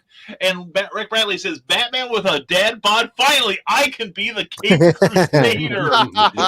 Rick Bradley is going from cosplaying Thor to Batman now. Rick Bradley says, I blame DC for them not being able to make a good Superman game. Well, if you talk about the video games, I understand that. I remember Super President, says Dan Hallfield. I'm sorry for having flashbacks. Evidently, I didn't do enough drugs in college to blot that thing from my mind. And the thing is, some of them are available on YouTube right now. Do a search for Super President. Don't. It makes monkey meat look like Battleship Potemkin. It is a drastic change in quality, but no, it's the legend of a super president. He has superpowers and can turn into any element available, and he rides a jet car, and which flies out from the bottom of the White House, and it's just as stupid as I'm trying to make it. Well, actually, I'm not trying to make it sound stupid. It doesn't need any help. No, I can only make it sound better is the thing. But until you watch the cartoons, and then you say, Morris, you got a lot to answer for. But no, you can find them on YouTube. But it's that sort of thing. It's like it should come up with like a little warning. Do you want your brain cells to die? Then click on this. This looks pretty bad. It's yeah. Yeah. Now, the thing is, the backup cartoon on that show was not too bad. It was Shadow Man or something like that. And it was not related to the Valiant character. But it had, it was a spy whose shadow could detach itself from him and operate separately. And the voice of the shadow itself was Ted Cassidy from the Addams Family. Oh. It was really, really good. It really was. But I wrote a module. Where you could play a lot of the Hanna-Barbera superhero characters. You could be Space Ghost. You could be Birdman. Right. The serious takes on those characters. Right. And I had to line up foes for them to fight. And I thought about the classic foes and I was like, no. I'm going to have a crossover from a dimension where it's like the mirror universe of Super President, Shadow Man, Inch High Private Eye. Oh God! He had a whole bunch of these. Cool. Yeah. Who was created by Bob Kane? Mm-hmm. Yeah. Created. Yeah. Right. Yeah. And the whirring sound you hear is Bill Finger in his grave. But anyway, check it out at your own mental peril. And Sarah says the Cult of Icarus is also on my wish list. And hello, Michaela J. Mwah, good to see you, sweetheart. And damn good. Okay. And Michaela's is the first. Yeah, Michaela is her furnace was not being nice to her, and I got to tune in more often just for Rodman's voice. Well, hello. Ooh la la. We'll be back in 2 and 2. Anyway, Sarah says, I'm feeling the same way about the new DC comics. Some are good, the other ones are unbearable. Well, that's true. Well, Theodore Sturgeon, the great science fiction writer, once said 90% of everything is crap. And comics prove that. Super President pushes it into 95%. But anyway, which actually, here's some trivia. Originally, DePatie Freeling was negotiating to license Metamorpho from DC. Yeah. And the deal fell through because of what they were planning for the Superman Aquaman Power Hour, the Saturday morning cartoons that were actually excellent. Mm-hmm. And so they figured they put all this work in, screw DC, they created their own version. Unfortunately, they created one that was virtually unwatchable. Most of everything does suck, Sarah. And but that's what the show is for, to help you find the good stuff and to avoid some of the monkey meats out there. And Furnace is still hanging on, but it needs a blower motor. Don't we all? Anyway, Sarah says, "Ow, gee, Michaela is only 2 degrees on a low 10. Stay safe." And everyone's saying hi. And I meant Midgar might have some of the missing Doctor Who magazines if I have a list of what you don't have. I've got to get my issues together. But thank you, Sarah. I may just send you down a list. And from Desperate Small Press Publisher, Super President was from the minds who brought you the Pink Panther cartoon. Yes, that's right, the Patty Freeling, which eventually got pretty much taken over by what used to be Marvel Productions when they had their animation studios. So, and that Shadow Detached was the hero Peter Pan. Very good. Everyone's saying hello. And Super President made Birdman and the Galaxy Trio look like Shakespeare. Yes, very true. Yeah. And thanks for showing up last Saturday. And hey, Joe, no problem. I'm trying to tune in more, but I gotta get my book read. And have you seen the comics Biden's Titans? Oh no. No, I haven't. I would. I am. I am drawn to it the way I would be Super President. Well, I'll have to get that one for next week. I was going to get Tales of Technic Horror number 1, part 2. But wait, isn't that the same thing? No. Yeah. Well, it's by that studio only puts out ones, right? Oh, them. Good old Scout Comics. Actually, yep, Scout week, Comics. Yep. This is next week. I'll actually season 2, number 1. Oh wait, why? Oh Lord. No, Tales of Techno Horror. Because which I never read the first one. I'll be actually reviewing White Ash season 2, issue 1. Oh, nice. From Scout Comics. I have the first volume of White Ash. They got picked up by Scout Comics before they were like a huge Kickstarter hit, and it's a great series. So I'm excited to review it next week. Very cool. Yeah. Well, according to League of Comic Geeks, next week, unless some of the books that did not come out yet, like according to this, we should have seen My Bad number 3 and Vampirus Carmilla number 7 last week. But then again, some of these are having supply, like what we're calling supply chain issues.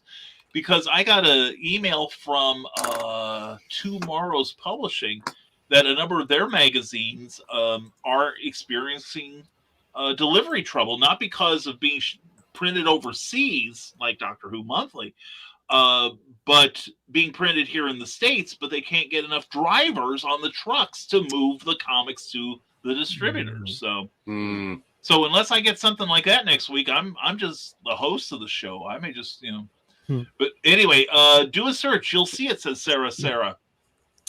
At your peril. Anyway, Cindy Kemp says, I've been watching some of the Netflix DC series. Yes, I know I'm way late getting to the party. Some have been good, like Flash. Some were not bad. Arrow, Legends of Tomorrow were hot and cold. I couldn't get through Supergirl. What a petulant brat.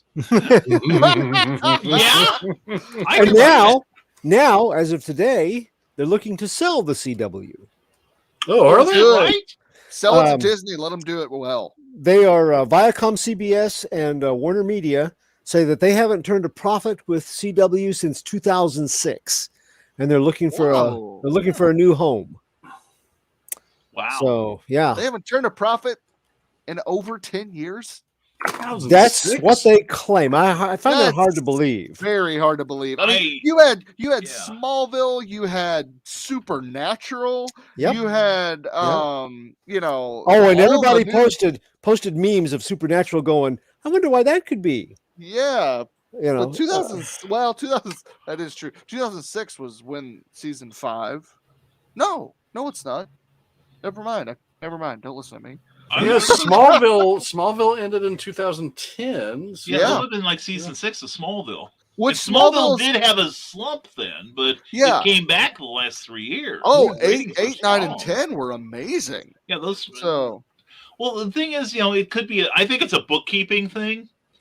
Like, like you have one thing. Like, let's say you have like Supernatural and let's say the DC. Comics tie-ins that are super profitable. Well, then you got the rest of the network. And if any of them are a cost sink, if you balance it out. Oh, yeah, you get the Tom Welling's produced Wildcats cheerleader show. Yeah. But I'll tell you, when Supernatural and both Smallville, they didn't go downhill at the same time. And Supernatural was after season 5. Obviously, it wasn't as good. But Smallville is probably around season 5 as well, actually. But the stories, I don't know if it was the stories weren't good, but they stopped having popular, decent music in both of them. They stopped paying for rights for music in both of them. And it was very evident on Supernatural. Oh, yeah. Oh, They yeah, completely stopped with the whole theme of the show. Yeah. Was like, 70s, 80s rock. And they just stopped. And honestly, it was after season 5, it just didn't really do it for me anymore. Well, I watched them all. I know still you love did. the show. But yeah, it did change it. Season 5, it should have ended right there. It should have. I've said it before. It I'll was say meant again. to. It should have. Yeah, it was. Yeah. It should have ended with the light flickering right before you pan down to Sam. Sam. Yep. It should have ended with the light, and then that would. That's where I stop it when I watch it. I just can't get into the other seasons. Yeah, I understand that, but I will recommend the Scooby-Doo episode, though. I have seen a few Yes. select episodes. That's Yes. on my list to still. And watch. I even like the High School Musical episode. There was a episode high where- school musical. Well, it's they're investigating a ghost at a all girls school, and they're putting on a supernatural play. in preparation on the for book Rogers the Supernatural. musical. Written by God, of course. Yeah, and, of course. Sam and Dean are played by girls, but they they sing "Carry On," and it's entertaining. I kind of. Yeah. I gotta say too, when you're going down the list of all the superhero shows, Stargirl has a very good representation of classic DC characters because of the Justice Society connections. And it is, I just finished season 2. I was late to finish it, but I just finished it. Summer School, they have the tie-in comic, very tightly tied into that theme of Summer School, which is unusual. I mean, how many times have we complained that Marvel and DC both, they don't tie in ongoing stories with what's going on cinematically or television wise? Well, they did. Summer School with Mark Harmon? No. But That's a different thing. they introduced Infinity Incorporated kind of themes into Stargirl, and then Eclipso was their big bad this season, and yet the second season was not a tragedy, which some of those storylines were very tragic. It continues to be more upbeat than its source material, which I think there's room for that, especially for a younger audience, which is where it's aimed. But I love the idea that some of the old school DC is getting a live action treatment finally, besides just on Smallville. Yeah. So and I like the fact that it, there was one character that's in the cast that should die by all DC rights with the introduction of Eclipso. They did not. I like it when they change the storyline to keep their perspective and their vision for what the show should be, because let's face it, there's been a lot of writing talent that's come and gone from ongoing series like that. Why not? Leave it a more positive and upbeat kind of a show. I have really enjoyed both seasons, and I would highly recommend. I don't think it gets nearly the numbers as some of the others, but if you're tired of The Flash, if you have gone as, if The Fastest Man Alive no longer does it for you, check this out. They also had Jay Garrick's Flash did a crossover appearance this season too. Oh, cool. So, yeah. Yeah, Flash is I really enjoyed it. Man, the first 3 seasons, I guess. I think it was the first 3. I can't remember anymore. I really, really loved them. And then it just started going downhill quick. Yeah. And I skipped an entire season, kind of got caught up on it. It was like, eh. And then I watched the first 5 episodes of this season, and they were like, it's okay, but it got to where they're introducing so many characters. People are leaving the show, and it just. Well, for me, it's everyone's a speedster. Yeah. And I'm just like, come on now. When they're not, when they're like the Thinker as a bad guy, they just drag it on and Yeah. on and on. I love the idea that they had him as a bad guy rather than a speedster, but Mhm. oh my gosh, by the time it's bad when you're tuning to like episode 8 and you're going, come on, come on, come on, come on, come on, come on, come on, come on, come on. Right? Yeah. In that season, I thought the guy that played the Thinker was a horrible actor, but it was horrible writing because he was the bad guy in that Netflix series with the animal kid. Oh yeah, Sweet Tooth. Yeah. Oh, That same yeah. actor is that Yeah. colonel or general with the Yeah. glasses and the big Yeah. beard. And he was Yeah. excellent. Excellent. Yeah. So I was like, oh, it must have been the writing. Another show. You Another can't show. polish a turd. Yes. Another show you should watch is Sweet Tooth. Yes, We get ready to do Yes. the second season. So Yes. yes. and Book of Boba Fett. Book of Of Boba course. Fett. Yep. And The Witcher. I've heard that's Is- good. I started Is watching season it. 2 Oh. is good though? Sorry, it's Cindy. No, Cindy would not like The Witcher. Don't watch The Witcher. No, she wouldn't. But it's season But, 2 is good. I've heard I that think it's it's better. not better. I think it's Okay. better. Okay. And for me, like season 1 time jumped, which I Okay. liked. A lot of people did not. Lost Eric. But, but no, I really liked season 2 so far. I'm Okay, I'm on okay. I have 2 episodes left. Okay. And I guess the one thing you could complain about it is there could be more going on. But what they do with the story that's being told, I love it. I'm a slow burn guy though. So Mhm, mhm. I dig And it. Cobra Kai. Don't forget Cobra Kai. Cobra Kai. I haven't watched it yet. I gotta start. Yeah, me love it. neither. I gotta start Yeah. that. Done. That's Finished next. New Year's Eve. That's why I found out the guy that plays Terry Silver, who's supposed to be a Vietnam veteran, and basically the Yeah. same age as Kreese. Yeah. Is actually the actor is 1 year younger than Ralph Macchio. I'm like, how's Yep, that because work? Ralph Macchio Yeah. bathes in virgin blood and prays to the elder gods. That's why. Yes. Yes, he does. That man does not look like he is. What'd you say? 60? 60. He's 60 years old. That's insane. He does Yeah. not look 60 at all. No. No, I I look don't look older than him. 65. I look like 75. But, doesn't work for everyone. Anyway, from Destin Small Press Publisher, Black Caravan, the unloved books from Scout Comics, and Pro Slayer, Just Say No to Techno Horror Season 2. Got back and watched my review. Go back and watch my review of Season 1. And Trump has a comic series too. Yeah. Oh, good. And Michaela Yeah. Jade goes, just keep talking, bearded boy. All right, I'm glad. I'm glad someone enjoys it. Yeah, there we go. There we go. Make Brian your ringtone. And Ace Bonnie said you also had Veronica Mars during 2006. Yeah. That was a good show. I agree. Supergirl is one of those reasons CW had problems. You know, and I could see. I like the first season, but the second season it started to lose me.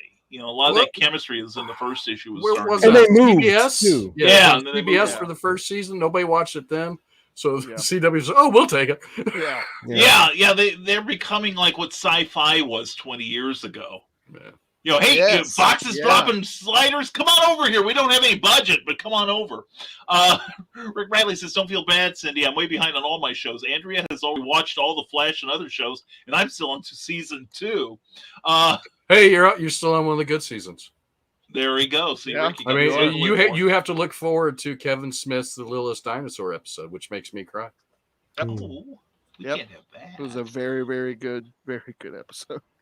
And Sarah's I'm finding all sorts of comics in the box full of mega size previews catalogs. It's awesome. I shouldn't tell her. One of the things I found downstairs in the basement was like 2 full magazine boxes full of previews. Ah.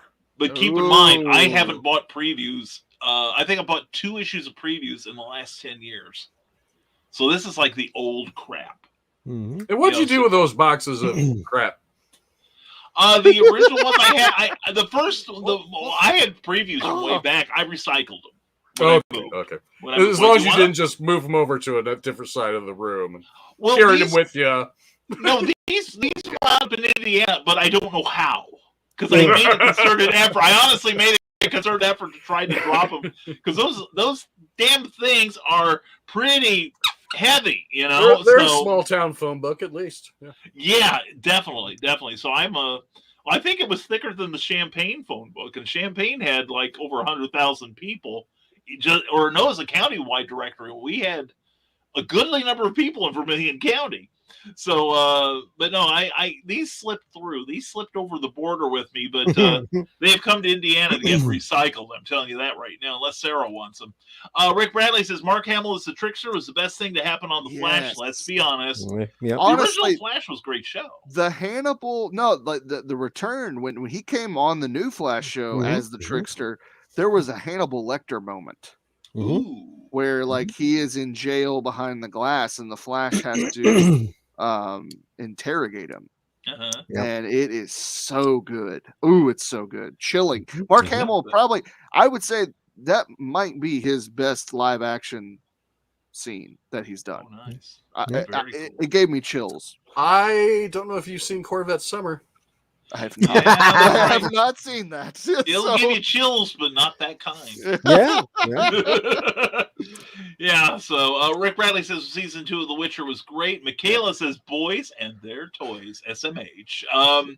Ace Mike says they should do a Teenage Mutant Ninja Turtles with the original animation style primetime TV show. That's a they are about to start. Sorry, Brian. They are about to start a new live action. Nice. They're actually going back to practical effects. Oh, nice. Cool. So, yeah, very cool. I am. That's in like pre-production, so it could change 3 million times. But I'm excited I won't live about to see it. Right. So, and Sidney Gibbs says the Trickster was highly amusing. Trickster was great. Yeah. He was great in the original show. So we are now caught up with your comments, and that leaves us, of course, with the gold standard among us, the one, the only, Mr. Clyde Hall. Clyde, save us. Save us from the depths we have driven this show, sir. Well, excuse me. What I have this week is a DC book. However, I think it's a DC title that Ted Davies will really like, and along with other people too, because it is part of their Black Label. But unlike how Black Label started with all sorts of the adventures of Bruce Wang, never mind.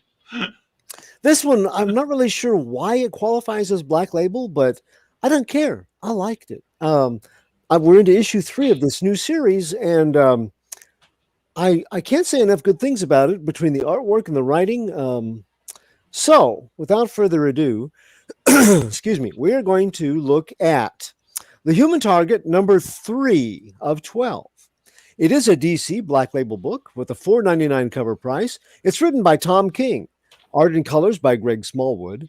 Letters by Clayton Cowles. It's rated mature, 17 plus, but again, I'm not really sure why. All the cussing in this issue is just like the way we used to see cussing in comic strips. There's no salty dialogue. There's no bad words. Some spoilers will follow for the series, but not for this issue. So let me begin by showing you some of the artwork because it is beautiful. In fact, I went back and tagged a few things from the first issues. I just love Greg Smallwood's covers here. That's pretty. It is very pretty. They're also doing very clever things with, it's definitely an older aesthetic. So they have a pinup calendar with one marked off for issue 1, and as it goes along, it marks off the days on the calendar for each one. There's a lot of little clever touches like that I appreciate. When you see your hero looking kind of like an older James Bond, it's just cool. It is a very noirish theme that this comic book has. We go from everything from nice big full-size pages with sound effects, Eric, to now I will admit this is a nostalgic and older look. If you don't like 50s or 60s style art, you won't care for this. It definitely has that feel about it, but it's also very noirish. The storyline itself is not a really uplifting story. It's pretty dark in places.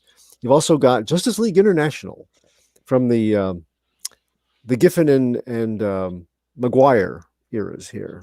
Oh, that's cool. Yeah. Nice. So it has some superheroing in it, but the Human Target is not a superhero. We'll talk more about that here in a moment. Here's issue 2. And let's see here. We have the introduction of Tora Olafsdottir, who is Ice, the superheroine named Ice.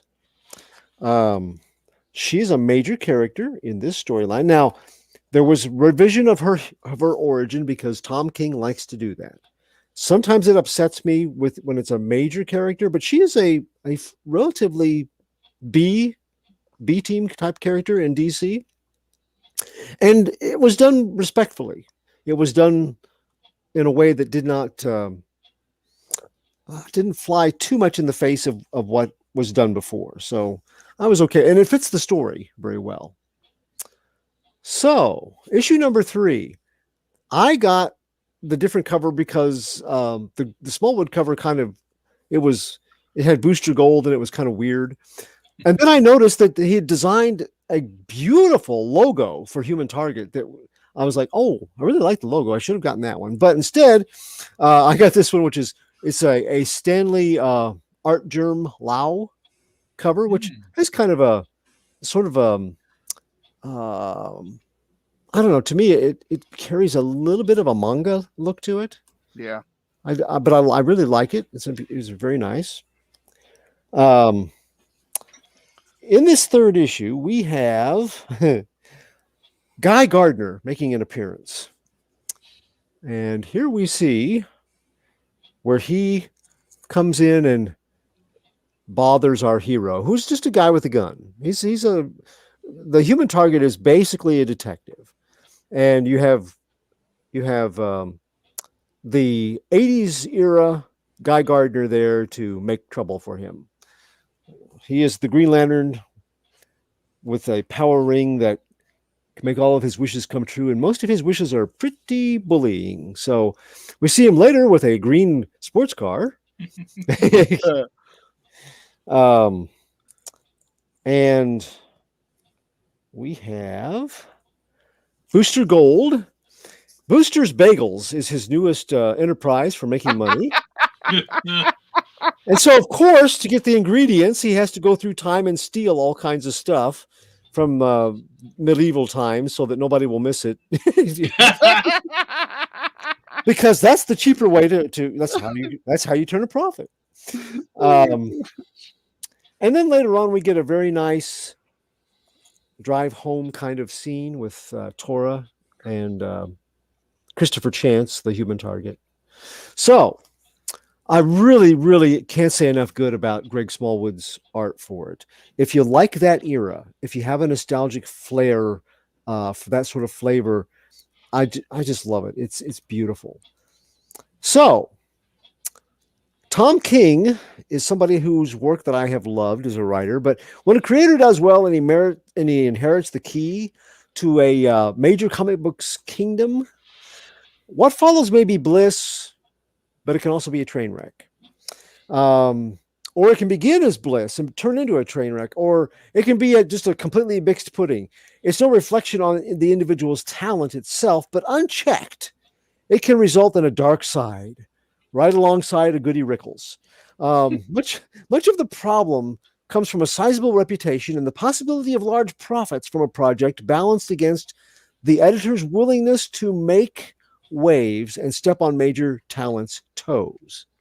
It's an eternal creative versus management supervisory tangle in most artistic endeavors, from cinema to stage to publishing. So Tom King is a writer who has produced material I've dearly loved, later projects less love, a few much less love. So from my cheap seats position regarding the Big League Comics game, it appears that he may have been dealt a modern hand of Darkseid versus Goody Rickles. His 2017 Mr. Miracle series with artist Mitch Gerard's Garad's brought forth an examination of the fourth world as none had done before, beautifully contained in the enigmatic, perfect observation, Dark Side is. Their collaboration is the essence of why I read comic books. After some lesser efforts in the aftermath of that limited series, King is bringing forth another limited series under DC's Black Label imprint, and it has captured my noir-loving, nostalgic imagination. The Human Target is a superhero take on the classic film DOA, with Christopher Chance filling in the Frank Bigelow role as a man poisoned with a slow-acting toxin and setting out to discover his murderer before he dies. As the Human Target, Chance is a DC private detective and a bodyguard for hire. He's a non-powered operative with Mission Impossible level masks and disguise tech. He's also cagey and streetwise, and his assistance has been sought by powered heroes often over the years because Chance is just that good. He's a smooth tactician who outthinks opponents he could never outfight. When written well, Chance is like a Batman-level strategist without the vigilante posturing. And King is writing him well, especially in issue number 3. The 12-issue run represents the days that Chance has left to live after being poisoned while posing as Lex Luthor. He was standing in for Luthor for a lure. Someone had made threats to assassinate the LexCorp magnate. And it's exactly the kind of job that Chance usually hires out for. But this time, someone besides the would-be killer is also after Luthor, and poison meant for Lex ends up being given to Chance. It leaves him with a dozen days to solve his final case. And his list of the unusual suspects points toward one-time members of Justice League International, which in number 2 brought him into the alluring company of Tora Olafsdottir, the frost-slinging heroine known as Ice. Once a League member during the Keith Giffen, J.M. DeMatteis, and Kevin Maguire Justice League iteration, she's cast as a fetching romantic interest for this series. Visually, Ice is the pale, platinum Nordic beauty of every Hitchcock thriller. As such, she has the potential to be a capable and independent confidant and love interest for our doomed protagonist, or as his duplicitous and cunning female femme fatale, who keeps her boyfriends close and her enemies closer because they're both. Either way, Tora here is Noorish perfection, poised elegance, as the Ice Queen, literally in this case, who is both alluring, open, and yet suddenly mysterious. On the surface, she's cool and refreshing as a Sahara drink of ice water. But there's this indirect and informal, or inferred rather, sex appeal burning beneath that facade. Will she turn out to be a heroine needing a shiny, non-powered knight in trench coat? Or is she the vengeful personification of a woman wronged? Jury is still out, but being friendly with Ice invites the ire of her one-time boyfriend in issue number 3, and he comes calling. That would be Guy Gardner, the Green Lantern, who is equal parts power ring and attitude, especially as portrayed here. Gardner has been redeemed as a more heroic figure in recent years, but in the JLI era, he was famous for stoking bravado, leading to, how can we say it, unwise choices, like really, really unwise choices. Taking off his power ring and challenging Batman to a beatdown. That's one that sticks out. Of course, that ended with just one punch. And when Black Canary missed it, she became depression set in that I don't think she's ever recovered from, because she didn't get to see Guy Gardner punched out by Batman. So here, Guy is that same pre-warrior hard case that he was when Batman took him to superhero school. Well, class is still in session, but Guy's still not a very apt pupil.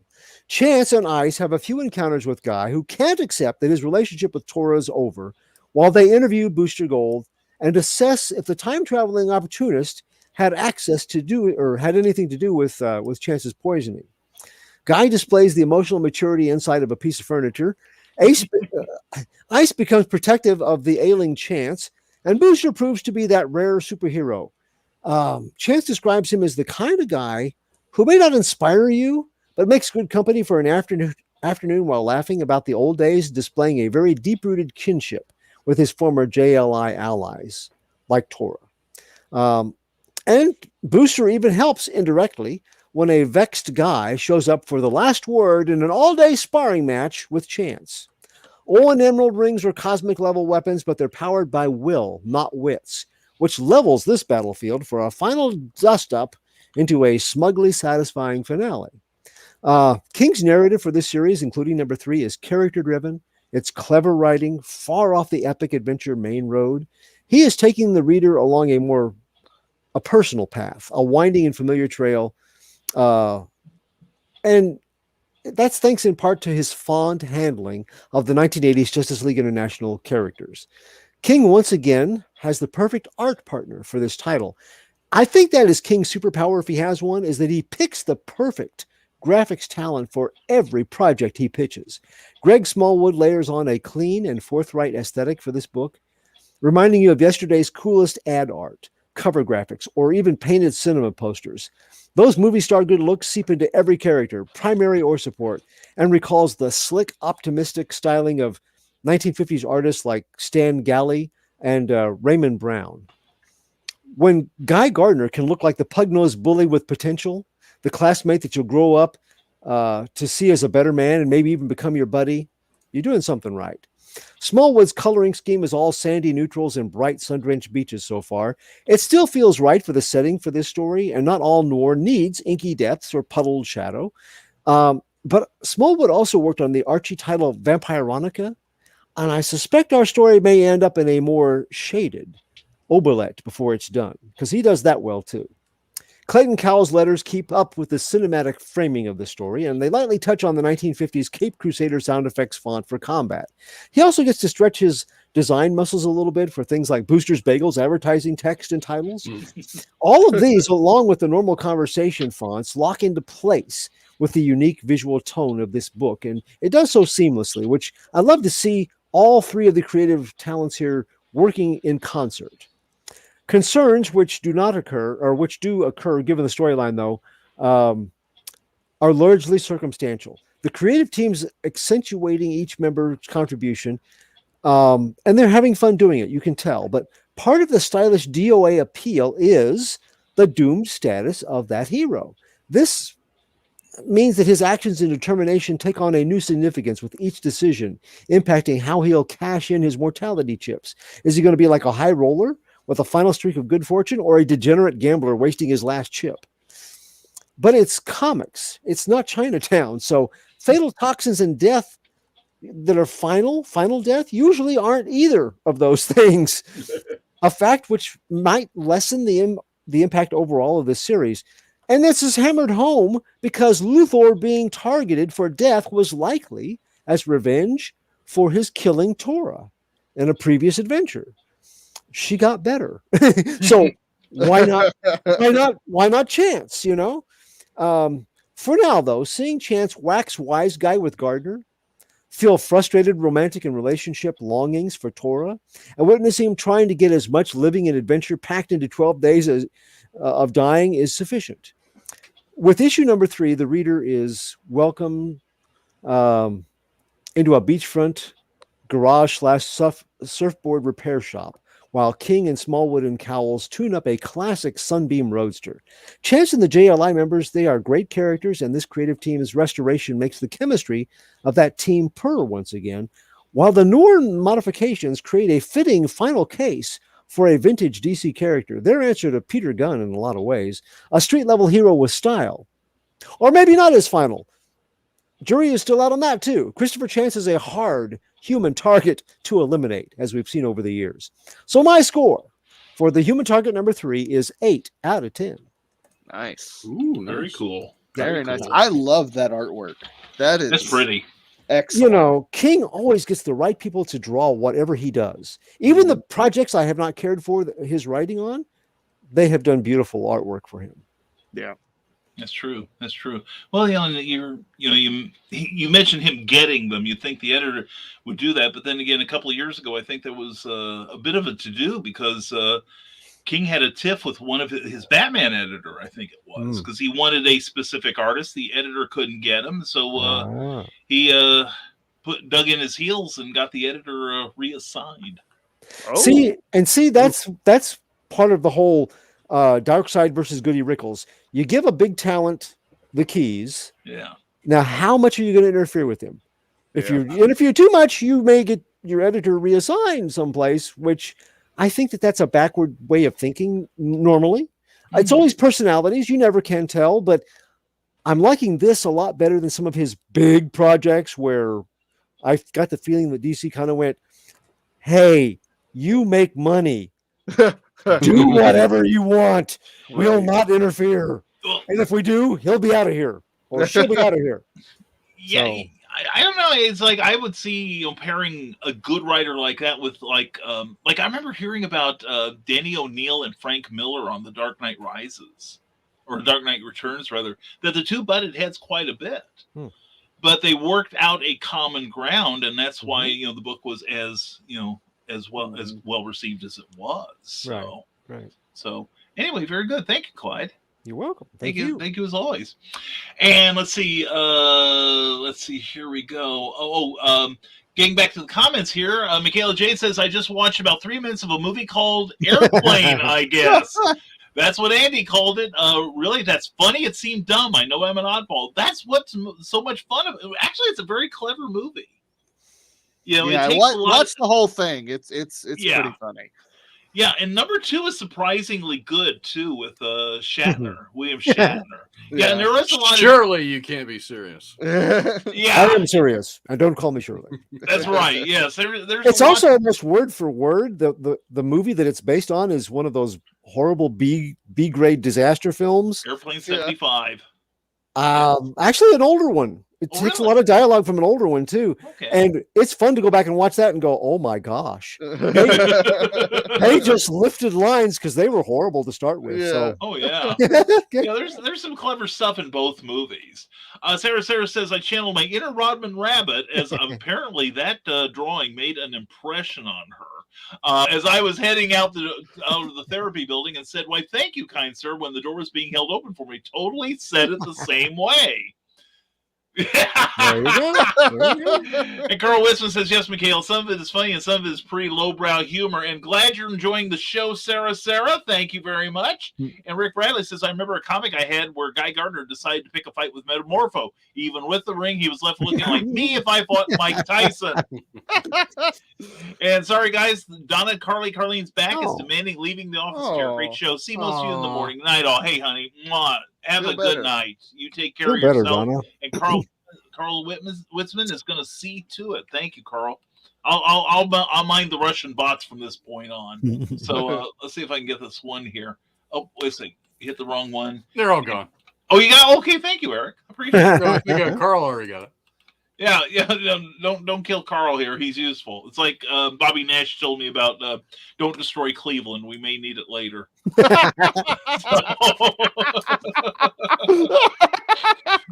Eric does not seem convinced. He's been there. I one time Cookie and I went through this thing where some of the cooking shows on TV that traveled to different restaurants. We had gone to Springfield, Illinois for Man versus Food. In fact, this is what that was about with Adam Richman. And we wound up in, this has nothing to do with comics. It's my show. But anyway, we wound up going to Springfield, Illinois and checking out the places there. And that was a really great trip. A lot of fun. Then we went to one place in Cleveland. And you know how the camera can make things look better? It was one of those places that we probably shouldn't have gotten out of the car. Ooh. Oh. Wow. Yeah. And of course, we did. And let's just say it was, we recognized it from the pictures, but it was nothing like what they showed on TV. So you can't believe everything you see on TV. That's why you should stick to the internet, boys and girls. It never lies. Never. So, never, ever. So, and the puns in Airplane are hilarious, says Cindy Kep. Yes, indeed. Yes. Little things like how you take your coffee and all. That was, yeah. And everyone who's ever seen it goes, oh, I know that part. So anyway, So, yeah. So, so we've reviewed some good comics tonight and Monkey Meat. And again, as always, folks, if you see something you like and your local, you don't see it on the racks of your local comic shop, ask them to order it. They probably Eric. can, because I'll imagine there's a lot of copies of Monkey Meat on someone's shelf right now. Eric, Mhm. what are you drawing tonight? Apparently, Yes. we're still on hiatus until next week. Oh, Start your right. own show then. Yeah. Draw your favorite image character just for practice. Show us your Monkey Meat. Oh, you said image. I went to classic image. Oh, okay. No, that's I was fine. like, You should draw Spawn for all of us. That would be great. I'll tell you what, though, while Clyde was going through his review, I noticed an ad in his book that made me interested in looking for a DC book. Oh, Which what one? one? Oh, It would be a Swamp Thing Green Hell written by Jeff Oh. Yeah, Lemire. Yeah. I did see that. I may wait for the Because trade. I've on that liked what I've read from Jeff Lemire, and apparently he's Mhm. written Swamp Thing a few times. Yes. one. Yes, he Yes, has. yes. I know he did some of the like when they had the Swamp Thing in the Walmart $5 books. Remember those 100 Yeah. pagers? Mhm. Oh, I He bought did- the one with the big Swamp Thing cover. Yes. Yeah, I got that one. Yeah, that was good. But yeah, and if you like early image stuff, I definitely recommend Justice League Incarnate. Was Cyber Force? They're in here. Cyber Force is in there? Yeah, which is I think that's the character, right? The in gold, That is strange. Hmm. because that was Silvestri, wasn't That's it? Sylvester, and that's part of Top Cow. That's not a Wildstorm. Yeah. Which I was confused with the Spawn character being in there too, because that's Yeah. still Image and that's Todd McFarlane's character. That wasn't Wildstorm either. I mean, all the Wildstorm characters I get because DC owns those now. Right. Yeah. Well, yeah, you do see very clearly there are some like up here. Those two guys. Oh yeah, there's a Spartan and a Warblade. Right, yeah.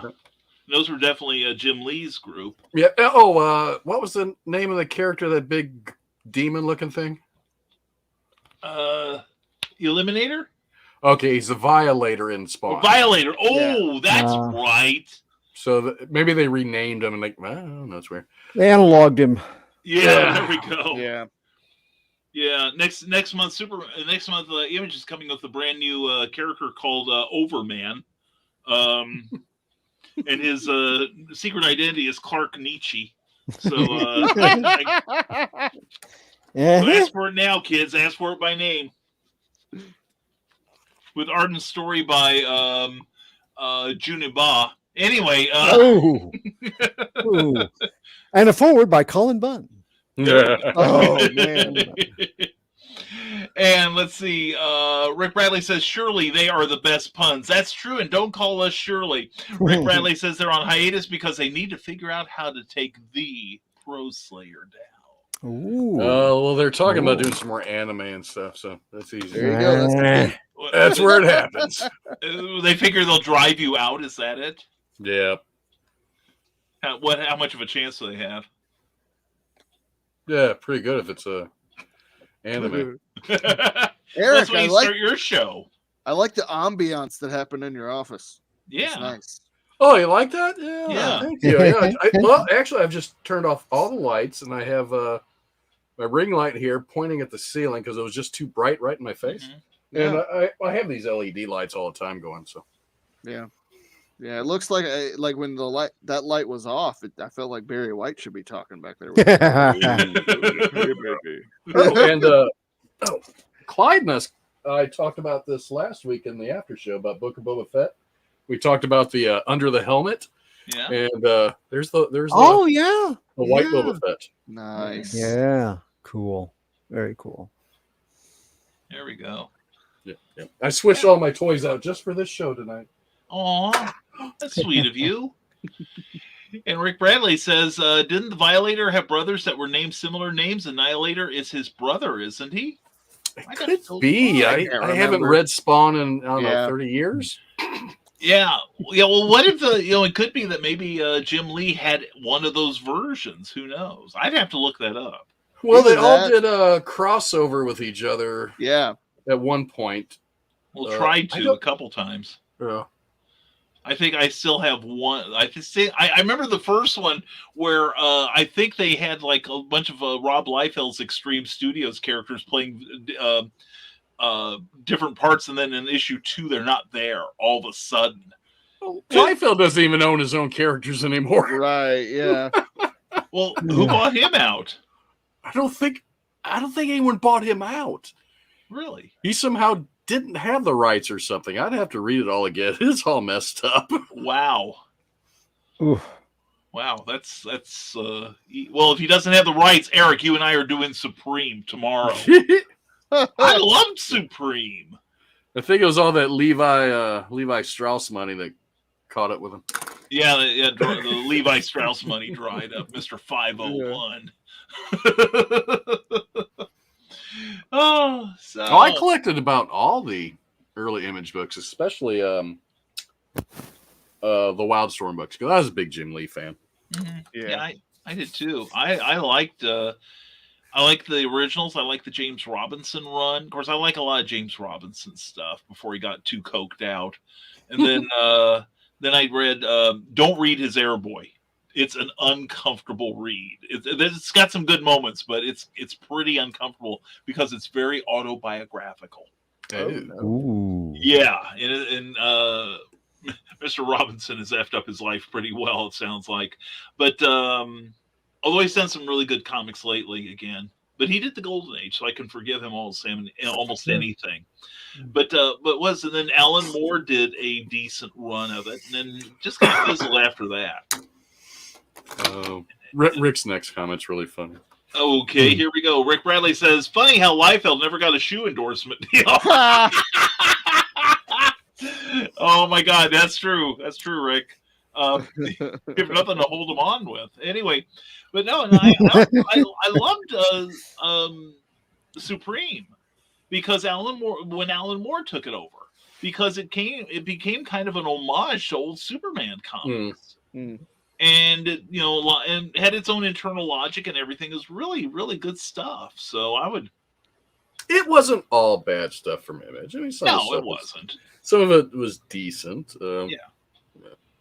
Some of it was it Boof and the Bruise Crew, too, which is a shame because I love Bo Smith's writing and he's a good guy. He's funny. He did Winona. He created Winona Earp, and I like that. And he also did Guy Gardner too. Oh well. It's my least favorite Green Lantern. Well, yeah. Well, it's got to be the original haircut though that does it to me. The Mo cut. The one you can balance a drink on. But you got to. I mean, somebody that has a cosmic ring and can be taken down by Batman because he's such a doof. Yeah. I mean, they have done a good job of. And also, this character had some brain injury issues. So a lot of the things that they talk about is like, okay, they make fun of him and everything, but part of his childish outlook was because he was not thinking the way he was when he was given the ring originally. So I can kind of forgive it, but it is interesting to see him as in the noir setting here. He is the big guy that thinks he's all that in a slice of bread, and a bag of chips and everything else. And he ain't. He's got a cosmic power ring. And again, school's in session for poor guy. He's better now. But at the time that this went on, he should have left poor Tora alone and understood that she's gone on and not messed with the human target at all.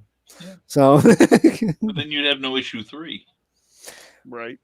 The needs of drama. And Clyde's like, is that a bad thing? Is that a bad thing? I don't think so.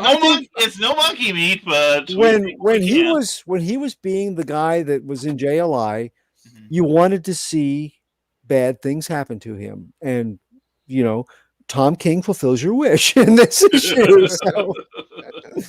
That's the thing. It's like the old Justice League International stuff. I mean, I enjoyed it at the time, but there are also times you have like a period of readjustment to take characters like Guy Gardner and Blue Beetle and Booster Gold seriously. Yeah.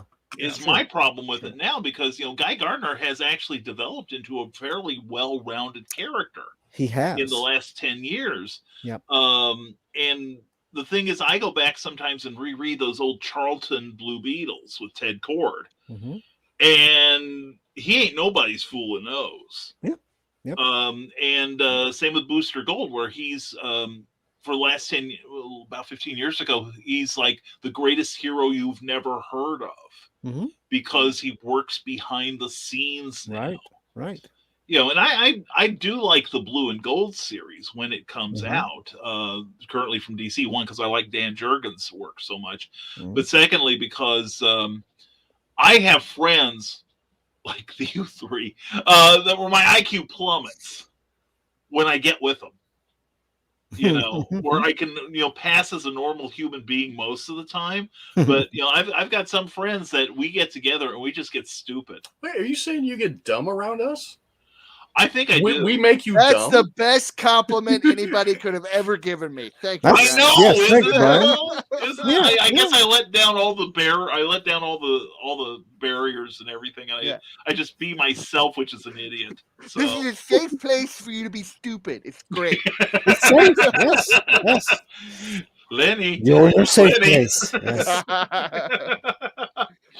Oh, I will name him Brian, and I will hug him and squeeze him and pet him.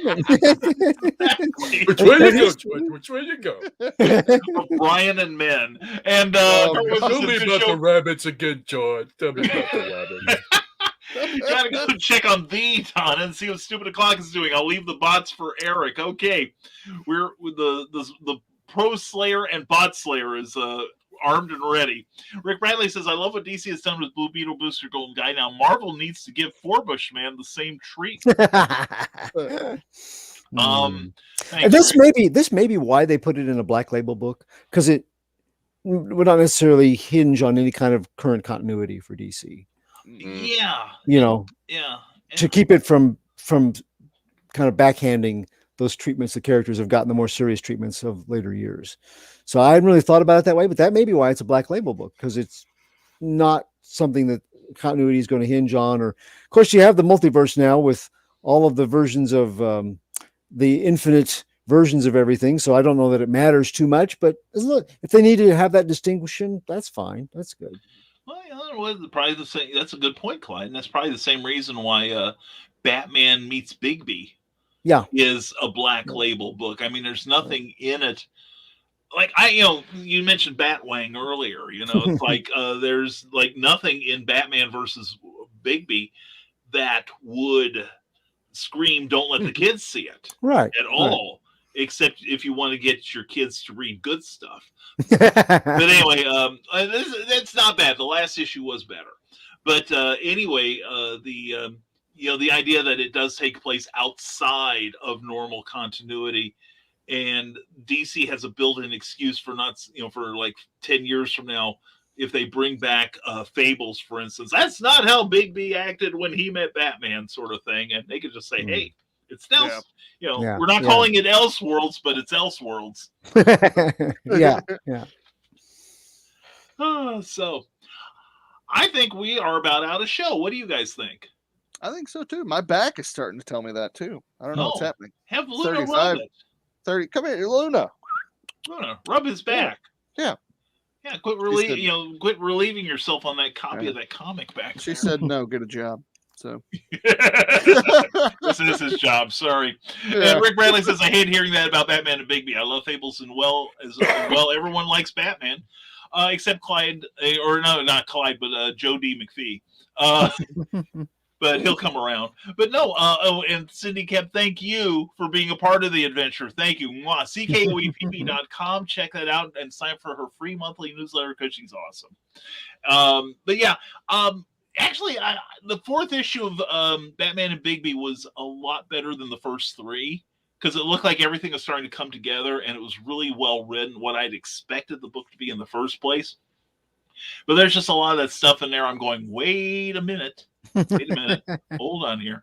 Not up to standards. But anyway, but that's why we host the show here, Rick, that we're trying to steer you to the good stuff and hopefully keep you away from the bad. So, let our cats pee on the bad. Yeah. Yeah, and when we zero in on the bad stuff, by God, we are not shy about telling you, folks. That's it. We ought to do a show where we just buy a bad comic that week. That's something we know. I thought you were gonna say we just got to do a show where everybody pees on comics. Well, I shouldn't do Now- that every few weeks. Are we going to light it on fire first and then pee, or Yeah. what's the order here? Or we're gonna pretend we work at Amazon or something. So Oh gosh. yeah, it's like I take my diuretics that day, and it's like, yeah. I can handle all 4 of your reviews now. I was gonna say they're not allowed to pee. That's the difference. That's true. That's true. Yeah, we're getting an Amazon fulfillment center here in Lafayette soon. Ah. That's probably because we're not rebuilding the one here. Oh, that's right. That's right. Yeah, you guys lost yours, right? Oh, Well, that's right. That's right. one of the Yes. many Oh, that are here. There's plenty of them here, but one is gone. They're not going to rebuild it. Yeah. Well, I think in our area, I don't know if they own the building there, but they're going to rent a local one here. So, they're not buying it outright. Everyone take care and stay creative. You too, Rick. I hope to see you tomorrow on Nevermind the Furthermore at 10 a.m., 9 a.m. Central every Friday. So anyway, I think we're done for one night. We've caused enough mischief. And how else are we going to get to the after show if we don't end this one?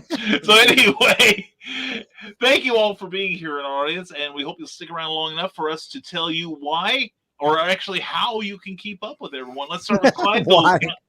Why you should? Clyde, why should I keep up with him? Why? I don't know. I don't know. We aren't sure. Yeah, this will only be a test of our descriptive talents.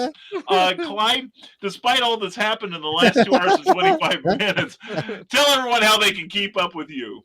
Well, you could keep up with me right here every Thursday night on Comic Book Spectrum. I did want to mention I'm going to be part of a multiverse fundraiser, not a fundraiser specifically, a fundraiser. That's a virtual fandom jamboree and a charity fundraiser backed by John Pica's Back of the Cereal Box Network. On January 21st through January 3rd, 2022, from 12 a.m. on, we will be doing the multiverse fundraiser, which is this year the Valerie Perrine Project. Each year, we choose a different charity or cause to support, and we're going to be supporting Valerie Perrine because in the last several years, this Oscar-nominated actress has struggled with Parkinson's disease. It's a progressive illness. It has stolen a lot from this once vibrant woman's life, including her finances, because a debilitating illness like Parkinson's requires expensive care. So please, we'll be putting up links. We encourage you to join us as we have fun, do interviews, and raise money for Valerie, our Miss Tessmacher. You can also find me at Stormgate Press, where my third B-Man adventure has come out in Pulp Reality number 3. You can find us at Charles Milhouse is the editor of these publications of New Pulp adventures with original characters, and you can find us on Amazon with Pulp Reality 1, 2, or 3. You can also find us on www.stormgatepress.com. Stormgate has a lot of material out there. Some of it is New Pulp, but there's a vast variety, and I would encourage you to check us out either on Amazon or at Stormgate Press. Most excellent. Thank you so much, Clyde. Thank you. Thank you. And here he is, the pro slayer with no one to slay tonight, apparently, Mr. Eric Hawkins. Nope, just myself. So, obviously, I'm the creator of Zombie World of Oz, which will be launching book 4 in March.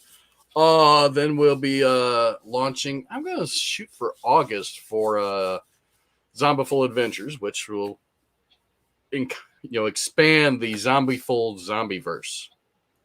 Plus, later this month and in a couple months, I will be the fulfillment center for 2 other crowdfunding books that some friends are producing, but they are overseas. So I'm going to help them out by fulfilling them here in the States.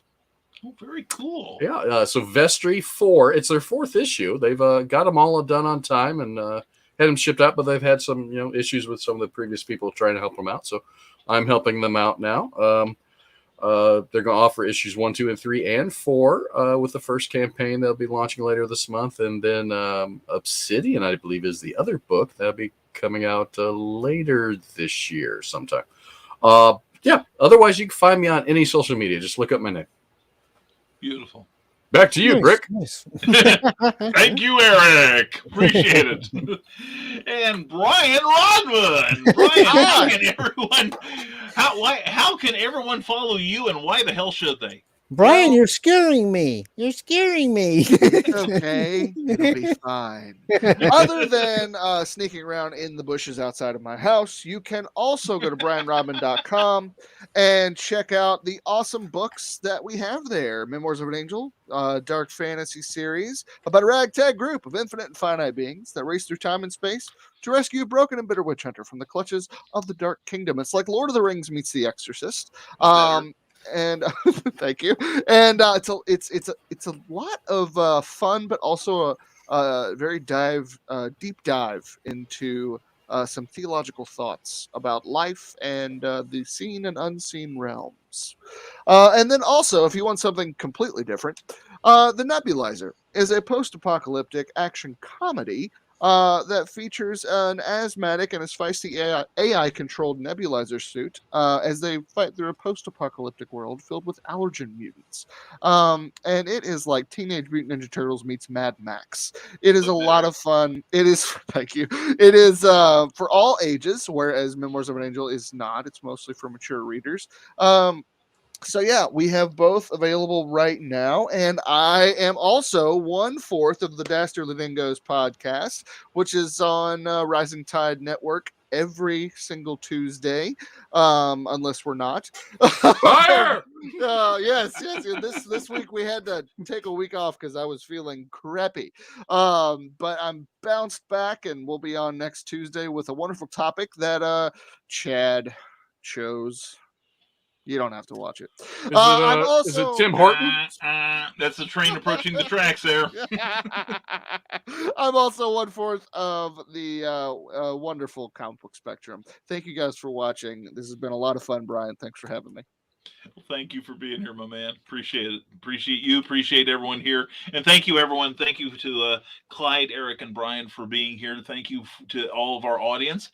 And also thank you to Plasma Fire Graphics. Plasma Fire Graphics, when the look of your book matters to you.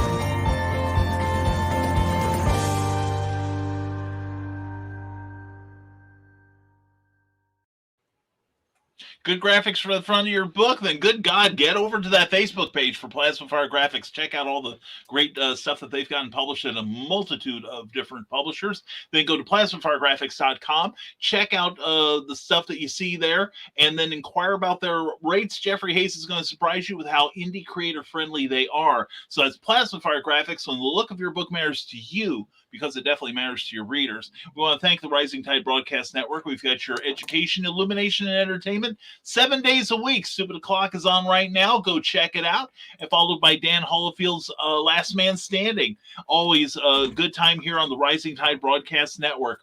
And thank you to our Patreon subscribers who help keep us on the air and going. We appreciate each and every one of you. And if you'd like to see your name on this card, check out what we offer you in return for your support at www.patreon.com/Brian K. Morris. And don't forget, tomorrow we will have Never Mind the Furthermore with some news about SalukiCon happening 15th and 16th, maybe not. But anyway, please tune in tomorrow. We'll have some information on that and other fall to roll in the best 60 minutes of your work week, I pretty much guarantee. And let's see. And Brian Rodman says, I may have left my step stool beside your window, Brian Rodman. If you could grab that for me, I'd be grateful. My binoculars are no longer hanging from your tree. I did remember those finally. Well, we're glad you did that, Brian. You're in that get to know you phase, and we're proud to see that. Anyway, thank you all for being here. Thank you everyone for your great comments tonight. You helped make this show very, very cool. And as always, folks, thanks, and we'll see you next week on another episode of Comic Book Spectrum. And until then, and even past then, stay smart, stay safe, wash your hands, and never apologize for being awesome. Thank you, and enjoy your comic books.